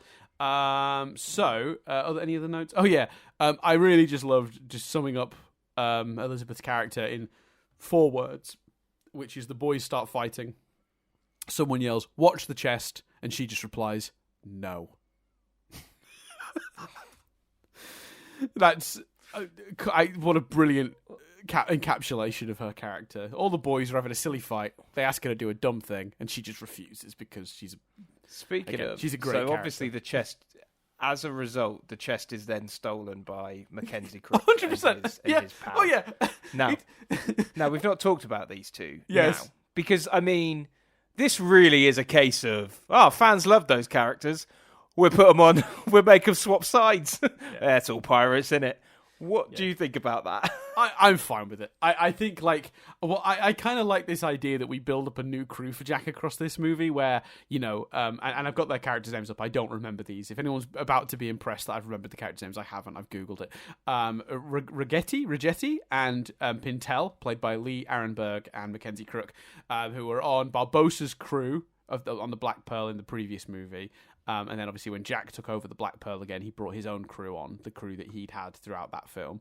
I just think in the world of pirates, you know, when your captain goes and you've not got a crew, you just kind of, you know, swan onto another ship. And I just think that's... And I like that he kind of builds slowly across this movie. He gains more and more people on his crew, including Norrington at one point, and then, of course, those two. And I was kind of fine with it. I was just like, yeah, they're all betraying each other all the time. They're all switching sides all the time. He needs hands. They've got hands. They know how to run a ship. They're with him now. I think it works until because obviously they like you say they join over the course of this movie. Yeah, it doesn't start with them already on the crew. No. Crew. So I think it's fine until the sort of maybe you could make an argument. I don't particularly care enough to feel one way or the other, but I think you could make an argument that the the sort of emotional raising of their glasses to Jack at the end is a bit like, yeah, I mean, you haven't spent much time on his crew and you were trying to kill him yourself in the last movie. It's interesting that, isn't it? Because obviously it doesn't really play into their history. Because my assumption, and I am assuming, that, you know, Jack was the Jack was the captain of the Black Pearl for a handful of years before he was mutinied. Oh yeah, that's a point. Yeah, So, you're right. so Yeah, my fair enough. assumption is they do have history with him, but that history ended up with them Oh, that's true. mutinying Yeah, him. no, you're right. Yeah, but it ended with them Yeah, doing a no. mutiny. So I don't know if Chris, if you were my captain for a few years and I mutinied you, and then left you to die on an island, and then years later you died, and I raised a glass to you, that would feel somewhat disingenuous. God. So We would be, whichever way round that would be, me being your captain and you being a crew member, or you being my captain and me being a crew member, be a fucking disaster whichever way round that was, wouldn't it? I like to think that I'd be happy in either position. I'm in my actual work, I've had people younger than me be my superior, and that I've been quite happy to work with. I know some people get bogged down with who their boss is and where their instructions are coming from, but there's a hierarchy for a reason. I'm usually happy to slip in line, to be honest. Fair enough then. Yeah. But I just got visions of me saying something stupid and you being someone being like, "Oh God, that's a bit stupid." You being like, "Don't worry, he's a dick." Yeah, no, what? I tell you what, this is one of those weird areas that I'm a little bit proud of myself on. I think I'm quite good when I'm friends or quite close with someone who's superior in my work situation, and they do something stupid, or I think something stupid. I generally tend to tell them privately as a joke between the two of us, rather than because I never want to undermine anyone's authority, because that's the worst thing you can do. And I know I've made this I know you were trying to do a fun bit about the two of us, but I'm just actually thinking about myself in that situation and going, I think it's one of the areas I'm actually quite good at. Look, don't take this from me, enough, Chris. but It's the one thing I do well at my work. Yes, but I think we are so close that even just that private, quiet word, I can imagine either scenario rubbing each other up the wrong way. Yeah, that's fair. That is fair. So any other? Let's have a look. Let's see. Well, Beckett. What do you think of Beckett as a villain? Beckett's a little bit like Norrington in the last movie, where he's not really a villain. I mean, the villain is Davy Jones, in my opinion. He's the one that's out to murder a bunch of people, and he's trapped. Will's dad, and he's out to kill Jack. Beckett's out for power. He's got a Norrington situation going on. Norrington was just out for power. Yeah, but I in the think last he's movie less. too. Yeah, but I think he's less. Obviously, Norrington gets a bit of redemption at the end of the last movie, and I think with Norrington, you kind of understand where he's coming from all the way along. Right. Beckett still does some pretty shitty stuff in this movie. Beckett breaks up a wedding, and you know what I mean. And all Right? that Yeah. sort No. of Yeah. stuff, You're right. Actually, Beckett does do some evil shit to get his way. That you sort of wonder. I guess you could easily and probably correctly argue would probably be beyond what Norrington would do. So maybe he's somewhere between the two. Not quite as understandable as Norrington, but not quite as villainous as Davy Jones. So yeah, it's a great performance and a really fun character. But also, there's not a huge amount of him in this movie, if I'm being honest. That is the other thing. Tom Hollander's great though in it. Whenever he's on screen, he's very Tom Hollander. Kind of to some degree, you always think of as a Tom Hollander type performance, it's I'm here for that. Give me a Tom Hollander type performance in anything. Yeah, I would agree. I really like him as a character, and I think put Tom Hollander live action doing Tom Hollander in a Rugrats movie, and I'd be like, yeah, cool, I'm in. But they've shrunk him down so he's the same height as the babies. Nope, he's an adult man interacting with the babies, and no, I'm not saying he's like a baby. I'm saying he's an adult man, but he's only a foot tall, so he's the same height as the babies. Yes, yeah. So he's got eye contact with the babies. He's not looking down on them, but he is still a full adult Tom Hollander man. Yeah, and he's like a Tom Hollander villainous character, because if you're going to do that, ideally I suppose you want Rev interacting with the babies, don't you? But he's a villainous Tom Hollander. Sure. Yeah, anytime. No, he's great. He's really good. And I think it's okay in a world where they shot these back to back. And I know this shouldn't really play back to the movie. Absolutely, should stand on its own. There is an element of like, as a character, there's not really a huge amount for him to do in this movie. And while he is the thing that, he's the catalyst. He's the catalyst for the story. The fact that it ends with him getting the heart is like, okay, you must have something planned for him in the next movie that's pretty interesting then, you know. So, because I would have just been happy for him to be the catalyst and then never appear again, quite frankly. Like, that would have been fine, you know. That's all that character really needs to do in this movie. So I do think it's a really interesting choice that at the end he sort of comes back into it, sort of potentially teamed up with Norrington. So yeah, I'm excited about that, and I like that Norrington sort of gets over on everyone in the end of this movie. It's good. Yeah, and we haven't really talked about also Jack and his jar of dirt, which I love. One of my favorite running jokes of the movie.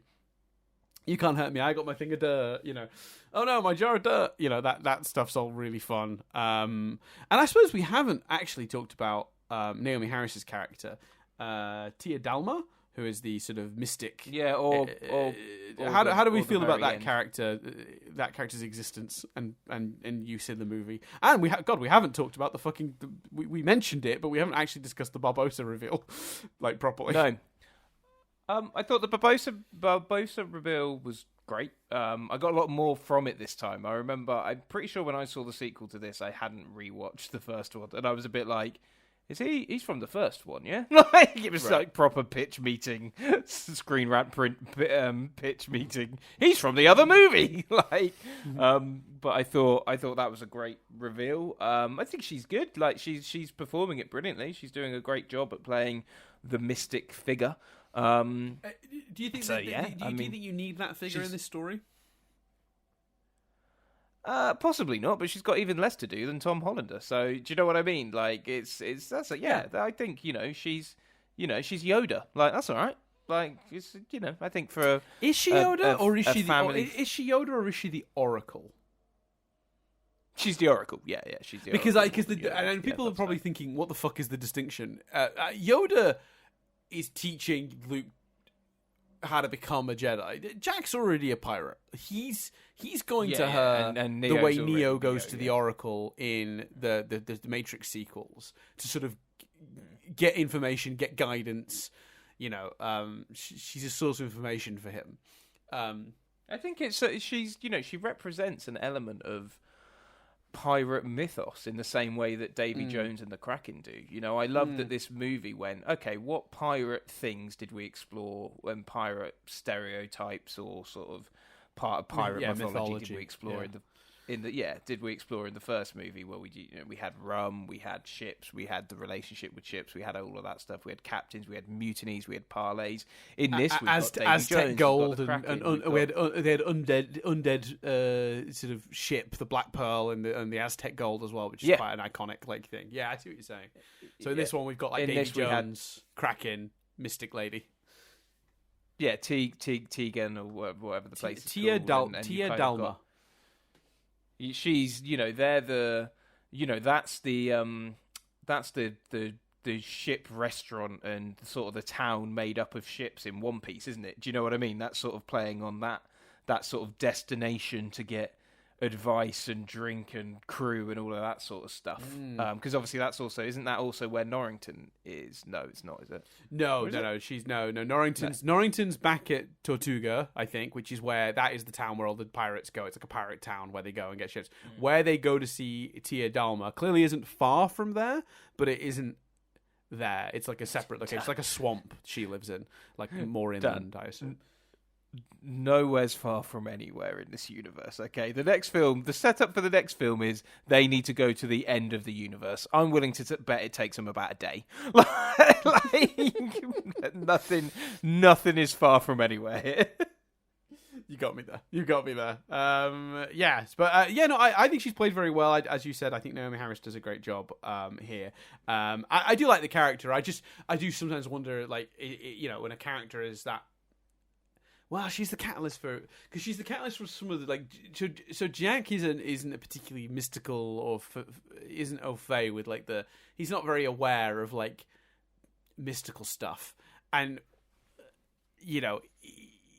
the idea that he would know how the compass works or how Davy Jones works or that there is even a heart to get kind of feels unbelievable. So I guess she serves the purpose of being like, oh, that's Jack's source of information because he's a fucking idiot. like how does Jack know that there is even a heart to get and a key to get? Oh, and actually, sorry, we've just completely missed something. We were talking earlier about how the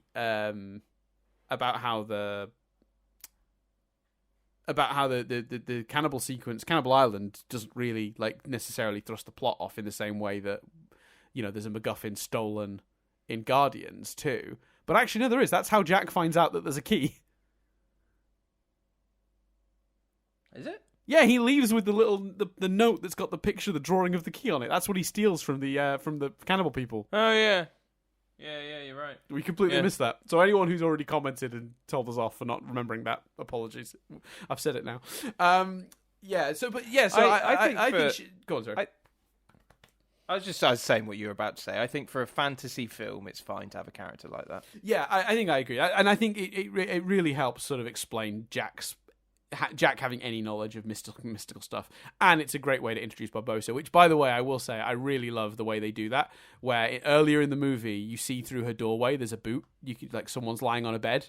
I don't know if you noticed that when they visit her at the midpoint of the movie, you see someone is laying down in a bed through her doorway, but we never see who, and that's obviously the setup for Barbossa. I like the way it's done, like a big reveal, when actually, to some degree, he's literally the only character it could be.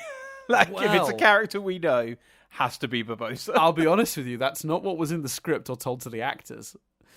Oh, really? They were told it was going to be Zoe Saldana's character returning. Oh, that sort of explains their reactions, because none of them are that like, didn't you die? Yeah, well, the actors were not told, and then Jeffrey Rush marches down the stairs, and they filmed their genuine reaction to seeing Jeffrey Rush appear.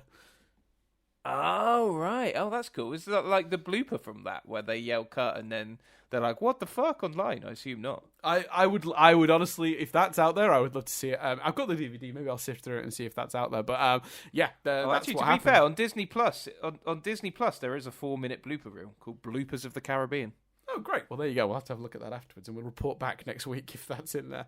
The other one that apparently they didn't tell the actor about is they did not tell Orlando Bloom that Jack and Elizabeth were going to kiss. So that's his genuine reaction to seeing it happen. Oh, shit. Weird they kept all this stuff from the actors, but sure. And apparently his was the only version of the script that didn't have that detail in it. Like, they specifically deleted it and printed that version for him. Everyone else knew. Poor bastard. So yeah, it's a very specific technique, isn't it, of doing things? Yeah. Also, did you enjoy the payoff of the post-credit scene from the previous movie? Because I thought that was fun. Yeah, although I'll be honest with you, Dan, I also didn't realise there was a post-credit scene. So when last week you were like, and there's even a post-credit scene, I was just like, yeah, because I didn't want to go, oh yeah, no, I didn't see that shit. Okay. So yes, I did enjoy that. Yeah.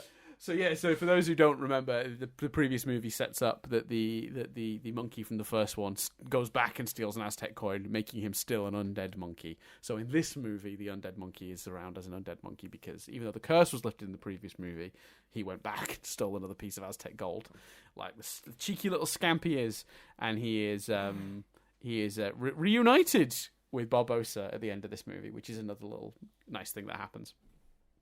And also, because obviously there's a monkey on the Black Pearl at the beginning as well. So is it the same monkey? Yeah, right. Okay. So that monkey is Barbossa's monkey in the first movie, and it's an undead monkey, the same way that all of his crew are undead. Will undoes the curse. Monkey goes back to being normal monkey. Yes. Barbossa killed. Then the monkey in the post-credit scene steals another piece of Aztec gold is seen going back and nicking it, and then is undead monkey again. Then in this movie, it's back on the Black Pearl as an undead monkey, and Jack captures it as a trade for. Oh yes, what's that? yeah. Sorry? And he says, undead monkey. That's got to be worth something. Right, exactly. And he shoots it to prove that. But when she lets it go, if you remember, it runs off. Where it runs to is the room Barbossa comes out of later. Oh, that's cool. That's again, it's a level of attention to detail that's wicked. Yeah, because then when Barbossa comes out, he's got the monkey. That's why the monkey was reunited with Barbossa. It's very clever. It's really well done. So we tracked the monkey through the movies. Right, let's. There's a post credit scene on this one. I've forgotten what it was because it was it was a nothing. What was it? It was the dog. The dog. I thought it was quite. I personally. Oh, you're right. I think if you can quite fairly, quite rightly, defend a lot of this movie with, oh well, it's fun, and that's okay. I'm okay with it because it's fun. I think the dog becoming the chief of the tribe, whilst there's also the undertone of that means they're going to eat the dog, is fun. Oh, that's what it is. Yeah, no, that is kind of a good gag. It's like it's a nice okay, fine. But I feel like the monkey taking the coin is feels like it has plot implications, or obviously that dog one doesn't. So I guess maybe that's why I felt a bit about that. But yeah, very cool. Right, Chris, would you like to triv it up? This has gone on for too long. Let's triv it up.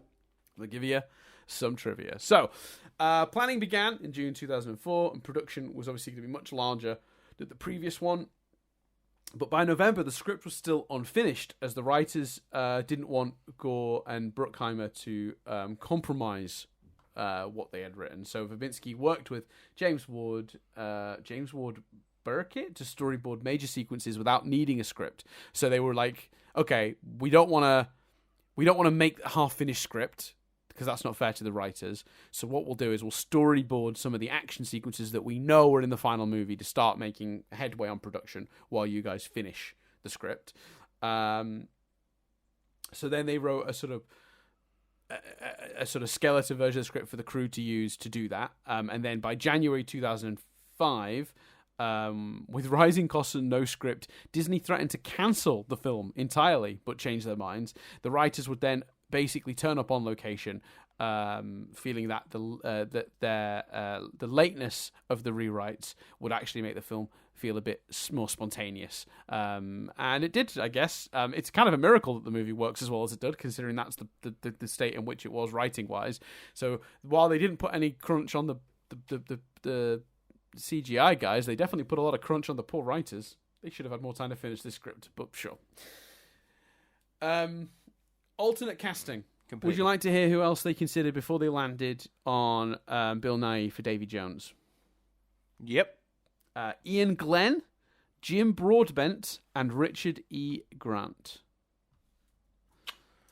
I think, all good actors. I think all could have done a good job. I think Bill Nighy was the choice. I think if we're portal gunning it, actually, Jim Broadbent, because I think Richard E. Grant would be better, but I kind of feel like I know what Richard E. Grant would do with it. I agree. Whereas I'd be intrigued to see with what Jim Broadbent would do with it. Yeah, I feel exactly the same. I feel like Richard E. Grant would probably be, if I had to choose from those three actors, like if someone was like, you're being bumped to a different universe, you can pick the universe where Richard E. Grant played the character, Jim Broadbent played the character, Ian Glenn played the character, make you pick.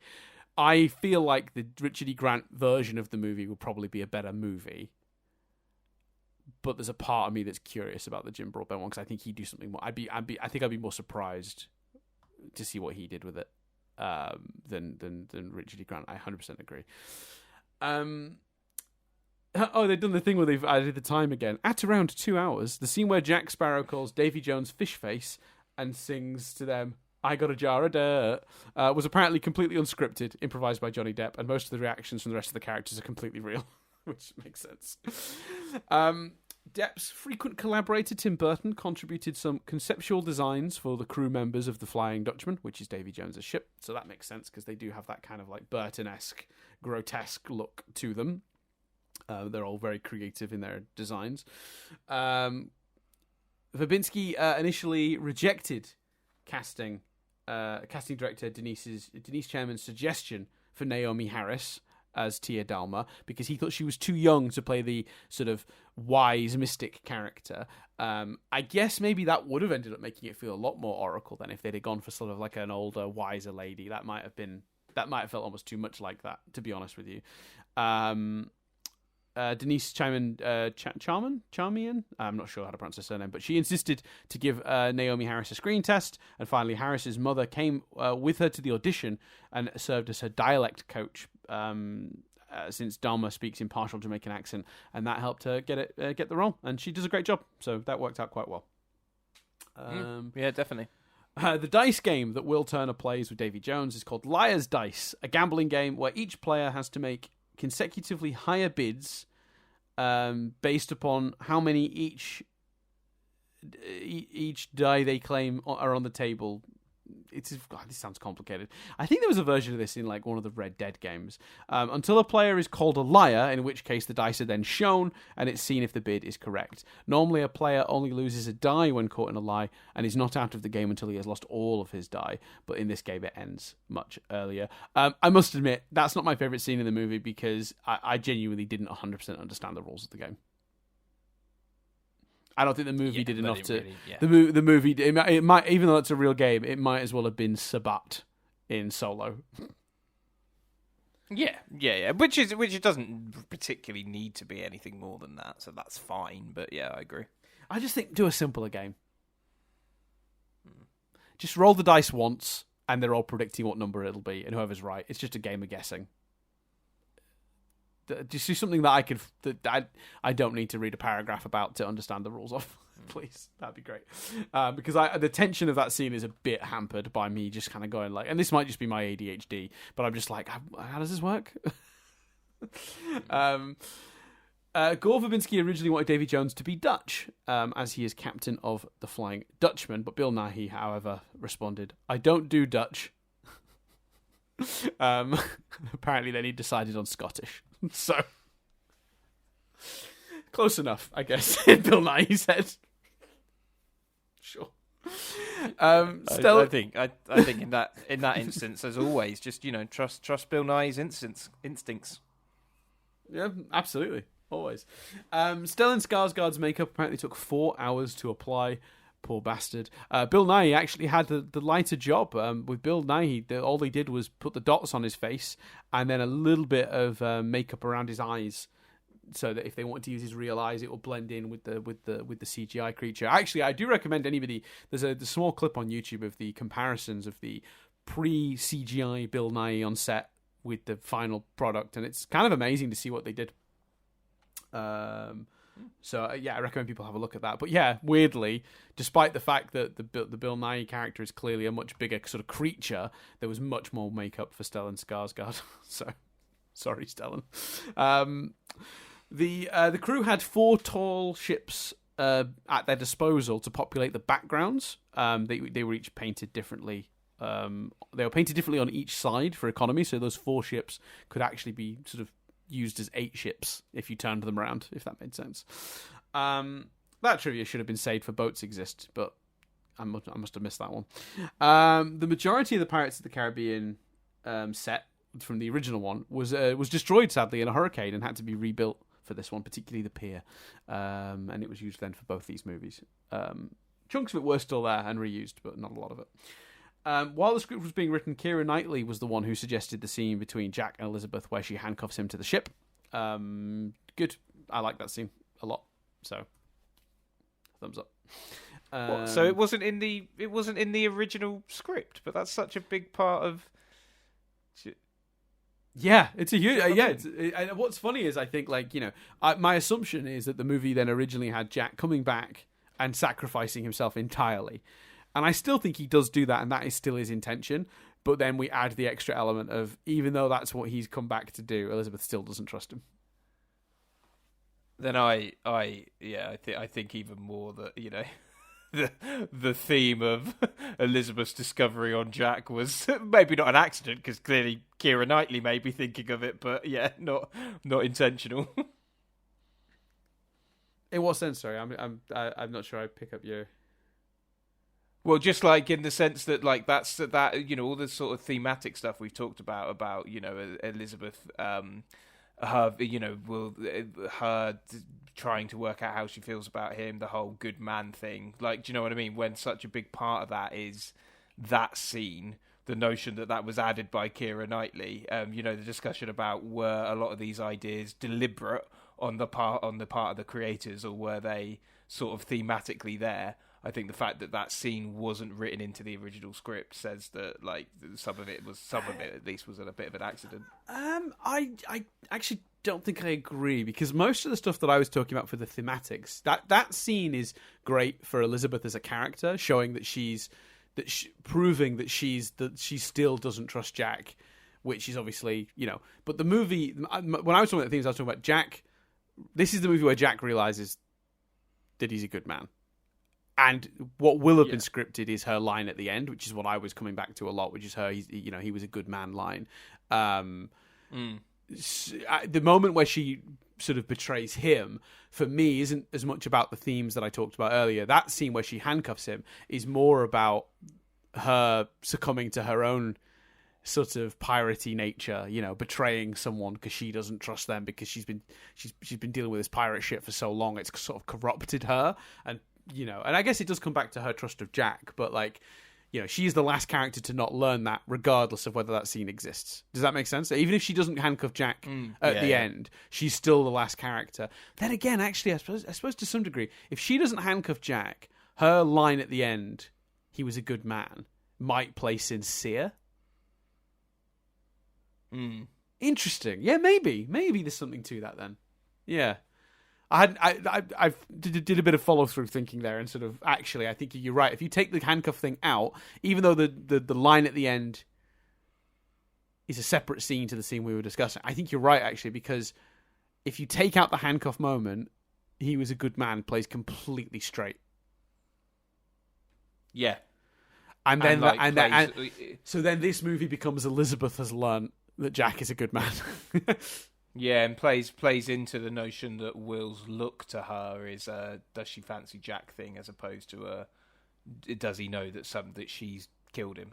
Well, the problem with that, or that I'm less sure about, because obviously the look is something that happens in shooting. So at that point they will have known she was going to handcuff him. My assumption is, so that at that point, you know, you're choosing that. Yeah, you could say that about her delivery of Dead Man. So I suppose that's still in the script, then, isn't it? Yeah, exactly. So, but what's interesting about that, I think, not to harp on this point too much, is it's very possible then that the writer's original intention on scripting the movie was that he was a good man at the end was designed to be an echo of the previous movie when Will says it at the end, but not in the sense of she's lying, which is what the reading we now get with the handcuffing, but in the sense of the first movie is Will learning he's truly a good man. The second movie is her learning it, because in the end he sacrificed himself to the Kraken to save her and Will, and that's her learning it. But because she added the notion of the handcuffs, that muddies it a bit. And then that twists what that line might mean. But so I think you're right in that the original intention probably wasn't to have that line to be muddied and thing, and that was added by that. I think the original intention, the very, very early intention, was that he would sacrifice himself by choice, and Elizabeth that would have shaped her definitive opinion on Jack by the end of the movie.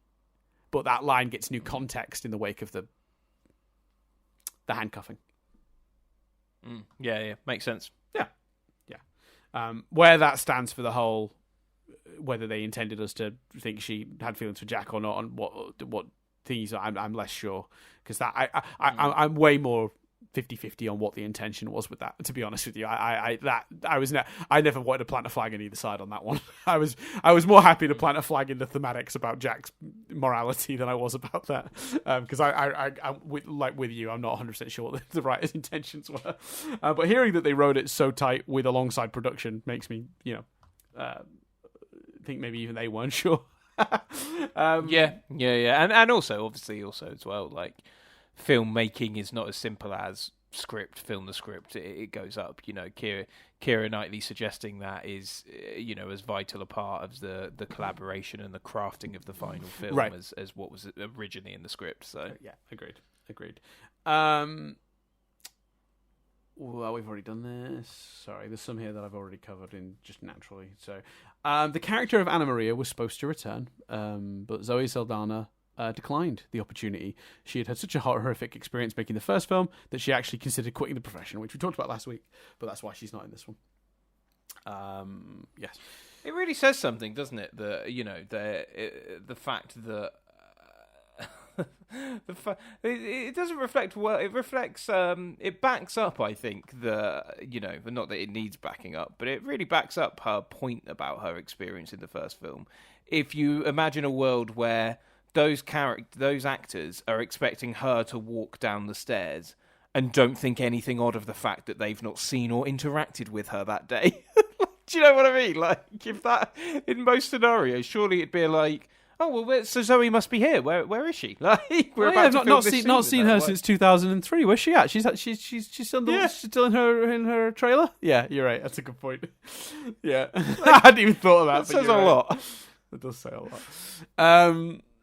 Yeah. Oh wow. The gigantic wheel upon which the sword fight occurs at the end of the movie weighed 1,800 pounds, which is 816.4 kilograms, and it stood 18 feet, 5.4 meters tall. That is fucking massive.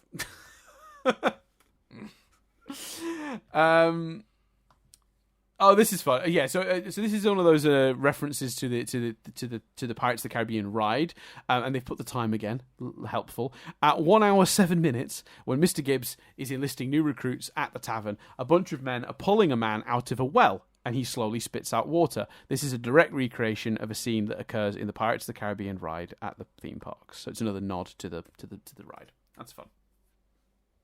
Nice. I'm glad that the ride's still getting nods. Yes. Oh, and I'm glad they're still doing that, because they easily could have dropped that by now. It wouldn't have mattered. Speaking of that, the Tia Dalma's Swamp is a recreation of the opening bayou scene in the ride at Disneyland, complete with the fireflies. So that's also a nod to the ride. Keira Knightley had to wear hair extensions for this film because she'd actually had to cut her hair short for her role in Domino 2005, which my memory of that is that was a pretty good film as well. But it's another one that I'm like, I wonder about rewatch. I don't know if that would hold up, but yeah. Gore Verbinski preferred to use practical props for the giant wheel and bone cage sequences, feeling that long close-up shots would help further suspend the audience's disbelief. That is exactly correct. I agree. If either of those things had been CGI'd, would have been shit. Talking about attention to detail, I love this one. One of Davy Jones's crew has his stomach sliced open by Will Turner early in the film. Later in the film, he's seen standing behind Turner, but you can clearly see he's sewn himself up with fishing line, including the hook dangling. That's just good attention to detail. That's very good attention to detail. In the DVD commentary, there's a scene where several people... They talk about the scene where they all argue how to pronounce the word Kraken. And apparently this scene was added due to an error, because the word is supposed to be pronounced Kraken, but when Kevin McNally, who I'm not sure who that is, first said the creature's name, that must be one of the actors, he pronounced it Kraken, and this caught on with the rest of the cast. The scene was added to show how the creature's name is actually pronounced, even though everyone else is pronouncing it wrong the entire movie. So there you go. Davy Jones doesn't physically appear in the movie until exactly 1 hour into the film. That's kind of insane. That's mental. That's nuts. There's a we not talked. Obviously, we talked about this in context of the cannibal scenes. But do you think? We talked. I think we talked. Well, we certainly talked. Maybe when we worked out we were doing Pirates, at some point we talked about them getting more and more bloated in terms of length. I think you could shave across this movie a good 20 minutes, half an hour almost. What do you think? No, 100% agree. Yeah, 100% agree. A chunk of it would come out of what we already described from the beginning of the movie, and then you could probably take a bit of blow out the middle, for sure. Mm-hmm. For sure. Mythbusters attempted to recreate the swinging hanging cage segment to see if it was doable, but they were unable to swing the cage far enough to reach the canyon wall, so they concluded that while it was good cinema, but it was physically impossible in real life. So there you go, Chris. There you go, some physics that don't work from the Pirates movies. That physically isn't possible. So there you go. And then on box office, unless you're sorry, do you have anything to add on that? I started jumping onto the next one. No. Yeah, no. Go on. In terms of box office, this is the third film in history to reach the 1 billion mark at the global box office after Titanic and Return of the King. Only the third ever to reach that mark. Wow. And then obviously several more have broke that since. Barbie did it for, it's happening a lot more now. Barbie did it just a few months ago from the perspective we're recording this. So, yeah, much more common. But yeah, the movie held the box. So, when we, at some point we'll tackle Titanic. But I know obviously Titanic is based on real events. But it really is insane, isn't it? How big Titanic was. Like, you know what I mean? The two films you've just put with it are sequels. Like, Titanic is an original movie, admittedly based on a real life thing, like I say. But it's an original movie, and it just tore through records like nobody's business. Yeah, it's just hard to. I don't know what it is, but Cameron just seems to have his finger on the pulse, doesn't he? He just seems to know what audiences are going to bite.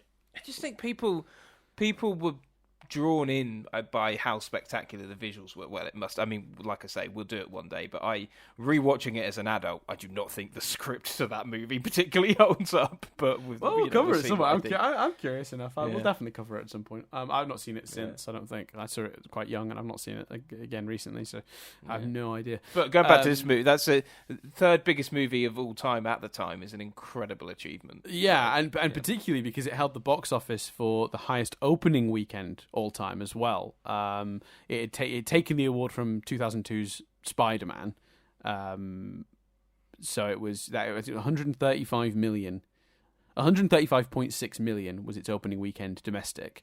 And that put it ahead of Spider-Man 2002 as the biggest opening weekend of all time.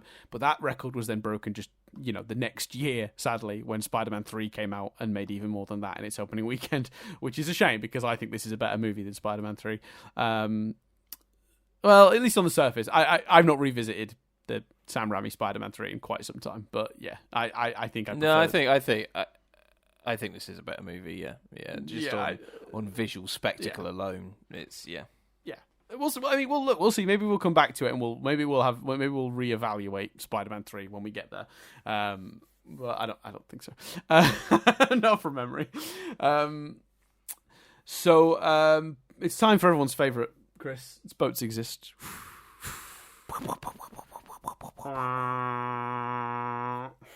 Oh, that's good. That's a good. Although, I mean, not appropriate for this movie, but a good one nonetheless. Yeah, boat noises. Just boat noises in general. For the production of this film, as well as the next instalment, in fact, the next few installments of the Pirates of the Caribbean franchise, 2 ships were actually built. So this time, rather than having a ship portraying the Black Pearl, they built their own Black Pearl, and they built the Flying Dutchman from scratch. So they're not portrayed. So in the previous movie, you'll notice I said, this ship was portrayed by an actual ship. In this movie, they just built them themselves, which probably added to the budget, but probably helped with like controlling what it looked like a bit better. You could probably design it a bit more specifically rather than what they did last time for cost effectiveness, which is hire a ship to be that ship. So the Flying Dutchman, obviously the Black Pearl is based on the ship they got for the first movie. So they just built that to be a replica. The Flying Dutchman was based on a 17th century design of a Dutch and Swedish warships, particularly a Vasa, a Swedish vessel that sank at Stockholm Harbour on her maiden voyage particularly the Vasa, a Swedish vessel that sank in Stockholm Harbour in its maiden voyage in 1628. Was refloated and salvaged in 1961 and became a museum ship and provided inspiration for the filmmakers. It's a galleon and is 170 foot long. Then this one's an interesting one that has a bit of a sad ending. So there is one ship in this movie that's a real ship, and that's the Edinburgh Trader. So that's the ship from those guys that are like well, we won't go to Tortuga because we're better than pirates. But then they get tricked into going to Tortuga, and it turns out they made a bunch of money doing that anyway. And then the Kraken gets them. Do you remember that ship? The ship that exists purely to make the point of how fucking scary the Kraken is. Yeah. Yeah. Well, that ship was portrayed by a real life ship called the HMS Bounty, which is a 180 foot merchant ship built in 1960s. Now, in the 1960s in Nova Scotia, for a film called Mutiny on the Bounty, and even then it was built as a replica of a famous ship from 1787. It appeared a few times over the years in multiple films. And I think it did one more appearance following Pirates. In a Flipper TV series before, very sadly, and this one is where I said to Nadia, Boats Exist gets a little dark, because sadly the boat sank off the coast of North Carolina in October 2012 during Hurricane Sandy, and while most of the crew successfully abandoned ship, sadly at least one crew member is reported to have died. So that's really sad. That's very sad. But yeah, Boats Exist. I shouldn't have ended on that one, should I? Oh, well. I tell you what, well, let me lighten the mood. During the Harry Potter movies, Daniel Radcliffe went through 160 pairs of glasses. There you go. He's brought it back. So there you go. Yay. That's Pirates 2. That took longer than I thought. I don't know, probably about the same length as the last chat, actually, to be honest. For Pirates 1. Yeah. I would have thought so. Yeah, no, I'm excited. I'm excited because it's funny. I think because I was this film was kind of for me better than I remembered. It was less convoluted than I remembered. It was less confusing than I remembered. So I had sort of a positive spin. And I thought the setup was phenomenal. Whereas I think because you were proven, because your memory, in your case, your memory of this film was exactly right. I imagine I'm going into the third a lot kind of happier and relaxed and less nervous than you are, because you must be going, well, my memory of Dead Man's Chase was bang on, and I don't have good memories of the third one. No, I remember being so bitterly disappointed because I had such a good time watching the second one, and the third one came out a year later, and I was really looking forward to it because I'd really enjoyed Dead Man's Chest, so I was pumped. I was pumped. The most I ever was close to being a Pirates of the Caribbean fan was that year between watching this one in the cinema and waiting for World's End. And I'm going into this kind of with nothing to lose, whereas I feel you've got your love of this to lose. Well, yeah, I mean, it won't take away from this, but it will be that same feeling, I think, of disappointment, because these ones are this one's so. I enjoyed this so much, so I am very nervous. But we'll see. Time will tell. So yeah, come back in 2 weeks' time. No, weeks' time, sorry. That's our other podcast that's every 2 weeks. Where we do Pirates of the Caribbean 3 at World's End. If you'd like to hear it now, you can head over to our Patreon, patreon.com/nothingbutstatic UK. No, just Nothing But Static, sorry. Patreon.com/nothingbutstatic, where for as little as $1 a month, you can get access to all of our Rewind Review and Analyzing Avatar podcasts 1 week ahead of their normal sort of iTunes, Spotify releases. If you have any thoughts on this, that gives you access to our Discord, where you can, interact with myself and occasionally Chris. Chris occasionally pops in the Discord. Any thoughts you have on the podcast or anything we've said in this one, you can stick in there.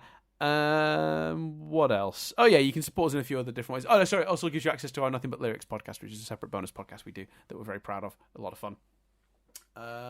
What else? YouTube. Yeah, go to the YouTube channel. Give us a like or a subscribe there. Excuse me. Wow, I just burped mid-sentence. That was fucking weird. I'm very sorry, everyone. I don't know what just happened. But yeah, youtube.com/nothingbutstatic UK, where you can either leave a comment on this video if you've got thoughts, or you can like and subscribe, which we always appreciate. Of course, you can review this podcast on any app you use for reviewing podcasts. And, you can just keep listening if you want to support us. That also helps. And of course, tell a friend. That's good. You can do that if you know someone that's a big Pirates fan that'll get a kick out of hearing me gush about this movie. In the face of Chris's misery, just hates fun. He just hates all fun. Who doesn't love it when I just completely mischaracterize someone? Your point.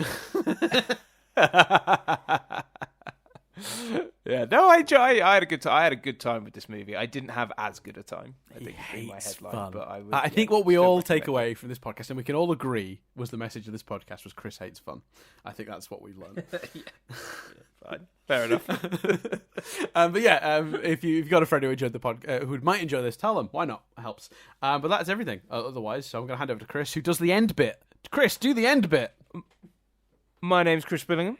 My name's Dan Doolan. And this review has been rewound.